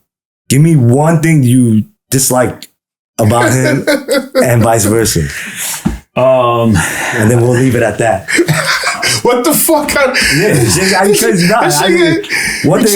thought this therapy talk. It was the fucking therapy, bro. I'll smoke his boots with the honesty, you know what I'm saying? But it's what I say to him. Let's go. I think that Penn, like as you can see, right, we've unpacked like dead ass, like a wild fraction even of the stories, you know what I mean? Yeah. And like you can see how interwoven it is. And even the like little journey I just went on about college, like connected back to him being brought out to host a show with Kweli and Technique. Like, so every step of the way, it like ties back. You know what I'm saying? So like tap in, there's history there. One thing you dislike about him. Oh, I got lost again. That's what I'm saying. He's done so much, you can see, but sometimes he moves as if the response and the knowledge of his history guides him as opposed to his own knowledge of that. You know what I'm saying? Because the key is, like, when you say a punchline that doesn't land, the people who let that take their energy and not keep rapping, like, it loses their energy. But if you just keep going, regardless of the feedback you're getting, that's when you like power through that shit. You know what I'm saying? Like, basically, you know, the light that I view him in, and I think that, as you can see again, if it's just a fraction of the story, like, the light that's real, like, you know, you want your people to see themselves how you see them in their biggest greatness. You know what I'm saying? So, okay. One thing that you dislike about his beard. His beard. I knew he was gonna say that. His beard. Yeah. He said his beard. I'm not going to dive as deep into the, you know what I mean? It's my brother, man. You know what I mean? Yeah, hell yeah. We could, if it was something, like that, I would tell him, like, you know what I'm saying, as opposed to, like, you know what I mean? So I'm gonna talk shit and clown, you know what I mean? So he probably would say the same thing to me, you know what I'm saying? Because every time that he's brought me back to the table to do some shit, that every time led to some great moments. It was like, you know, that it's always on the heels of that. You know what I'm saying? It's always on, like, bro, like, you got to remind people, you know what I mean? So that's really what it is. It's like, you know, fire. The only thing I could dislike about you is, like, where I see you could improve and I think you could live up to more, you know what I'm saying? Right. Type shit. Like, but yeah, also, if you want to work for an event production crew that don't got the fucking CEO dancing in the videos and come to groundwork operations, you know what I mean? I just want to finish that thought about the drugs in prison, right? Because the company that I started after I graduated from school and I didn't want to get a job, I was doing event production, you know what I mean? Okay. I was, like, in the field, you know, just unloading trucks in New York. Okay. You know what I mean? Like, intern at a studio, you know, try to, you know, be doing creative shit, promoting shows, doing open mics, but so not wanting to have a 9-to-5, you know what I mean? And so doing freelance work, driving trucks, forklifts, unloading, setting up barricades for events and whatnot. And I seen that, like, a lot of times I would get hired to, like, be the glue between a bunch of different factions on a job site. You know what I mean? Because I'm from New York. Not everybody who's doing event production in the city is from there. Yeah. You know what I mean? It's a specific, diverse set of cultures and different types of communication. Again, communication. Right. And, like, I just saw, like, yo, if you need me to facilitate this, like, why don't you let me just bring other people that I know that are like me? Right. And the same thing with, like, oh, I started smoking weed and then now I sell weed, and, like, oh, this guy fucked up this party and now I'm a party promoter. It was just, like, that New York attitude of, like, I see an angle, like, I'm gonna take it. You know what I mean? Shit, I could sell these sneakers. Like, yeah, I'm gonna sell these sneakers. You know what I'm saying? Right. And because, you know, our community that I brought to the table is, like, the homies. Some people that I went to college with, some people I know through music, some people that I know just through the city, some people through selling bud, some people through whatever, you know what I mean? And it's people who are down to get their hands dirty and want hourly flexible work, but are also, like, thinkers and want to make shit happen. So you get on a job site and it's not like, oh, talk to my foreman, like, I don't work for you. It's like, yo, let's get this done. Right. It's a good vibe and shit. It's hard to get people like that, though. Right. But on the same page like that and who think like that and say, yo, talk to my, a lot of people are those people like, yo, talk to my foreman. That's why it's important to set the tone, because if you're not proactive as a leader, a manager of people or an owner of a company, then your worst tendencies are going to trickle down and become the operating procedures of the company. You know what I'm saying? Or your crew or whatever it is. You got to be proactive to, like, lead with that energy. You know what I mean? And the reason I brought it up in the context of the other things we were discussing is because, you know, we have a partnership with the parole office, the Southern District of New York Parole Office, to provide employment for people reentering society who have been incarcerated. And, like, you know, there's of course there's going to be certain charges that we don't deal with, you know what I mean? Okay. But, you know, I'm an old head. I grew up in an era where, you know, I have friends that I went to school with when I was 10, 11, you know, all ages. some of whom, grew up in the projects and they moms was on drugs and they lived in their grandmother's apartment. And we all went to the same school as another kid who lived on the Upper East Side and his parents were like super wealthy, architects or something, you know what I'm saying? Right. And motherfuckers intermingled, you know what I mean? Right. And like weed was illegal and hard to get. Right. And you get arrested for it. Right. So like everybody I know, I'm traumatized by that still. But. Yo, facts. Yo, for real, bro. Yo, son. But everybody, I forced myself not to be. You know what I mean? I faced it early on. As soon as it was, I pulled up. I actually pulled up to the New World Mall in the Queens Chinatown and smoked the first blunt right there. And then went and ate in the food court in the basement. I would live and die in that food court if I had one place to eat. That's a classic fucking food court, bro. Fat people shit. Facts. But you know what I'm saying? So everybody I know been arrested. That's nothing to me. You know what I mean? Like having a criminal record was never the era we grew up in. It's like, everybody been arrested. Everybody. So our crew already was comprised of people who've been through that. You know what I mean? Like a lot of people judge. Right, exactly. And so we proactively now, want to make sure that we're providing that, and not only, providing that, but making sure that it's clear that like that's of course okay. You know what I'm saying? Like you could go on a job site and do work and that don't got nothing to do. Like supposedly you did your time, right? Like I don't believe in punishment, right? I believe in like healing and a cure. But either way, like you already did your time. So like, what are you doing now? Right. And that's what we employ based on. Dope. And like, you go to the page, groundwork operations. We just got one post there for now, but we about to start showcasing some of the different like pillars of it. But you can see the vibe, ain't no corporate shit. Like we get on site and we be professional and we wear proper attire and we know our shit and we work collaboratively. And if you don't know, you communicate and you ask and you learn, and it's each one teach one.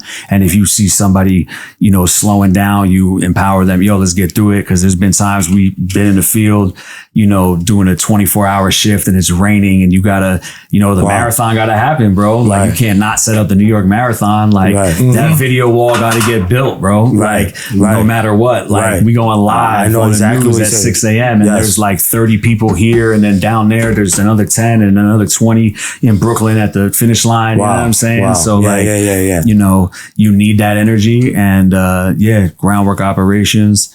And this is cornerstore.academy, but just go to my IG ironsolomon and both them shits is there. Dope. And tap in with all that shit, you know what I mean? Nah, definitely. Right. That's good shit. And poisonpen too, man. Like I said, both of y'all. I appreciate y'all. I love what you guys doing. Like I said, I love y'all. Thank y'all for pulling up. Likewise, bro. Know what I'm saying? And keep up the good work and be watching, bro. Oh, good, my brother. Yes, sir. Church. Literally. Yeah. Let's get it. Best in Iraq. Huh?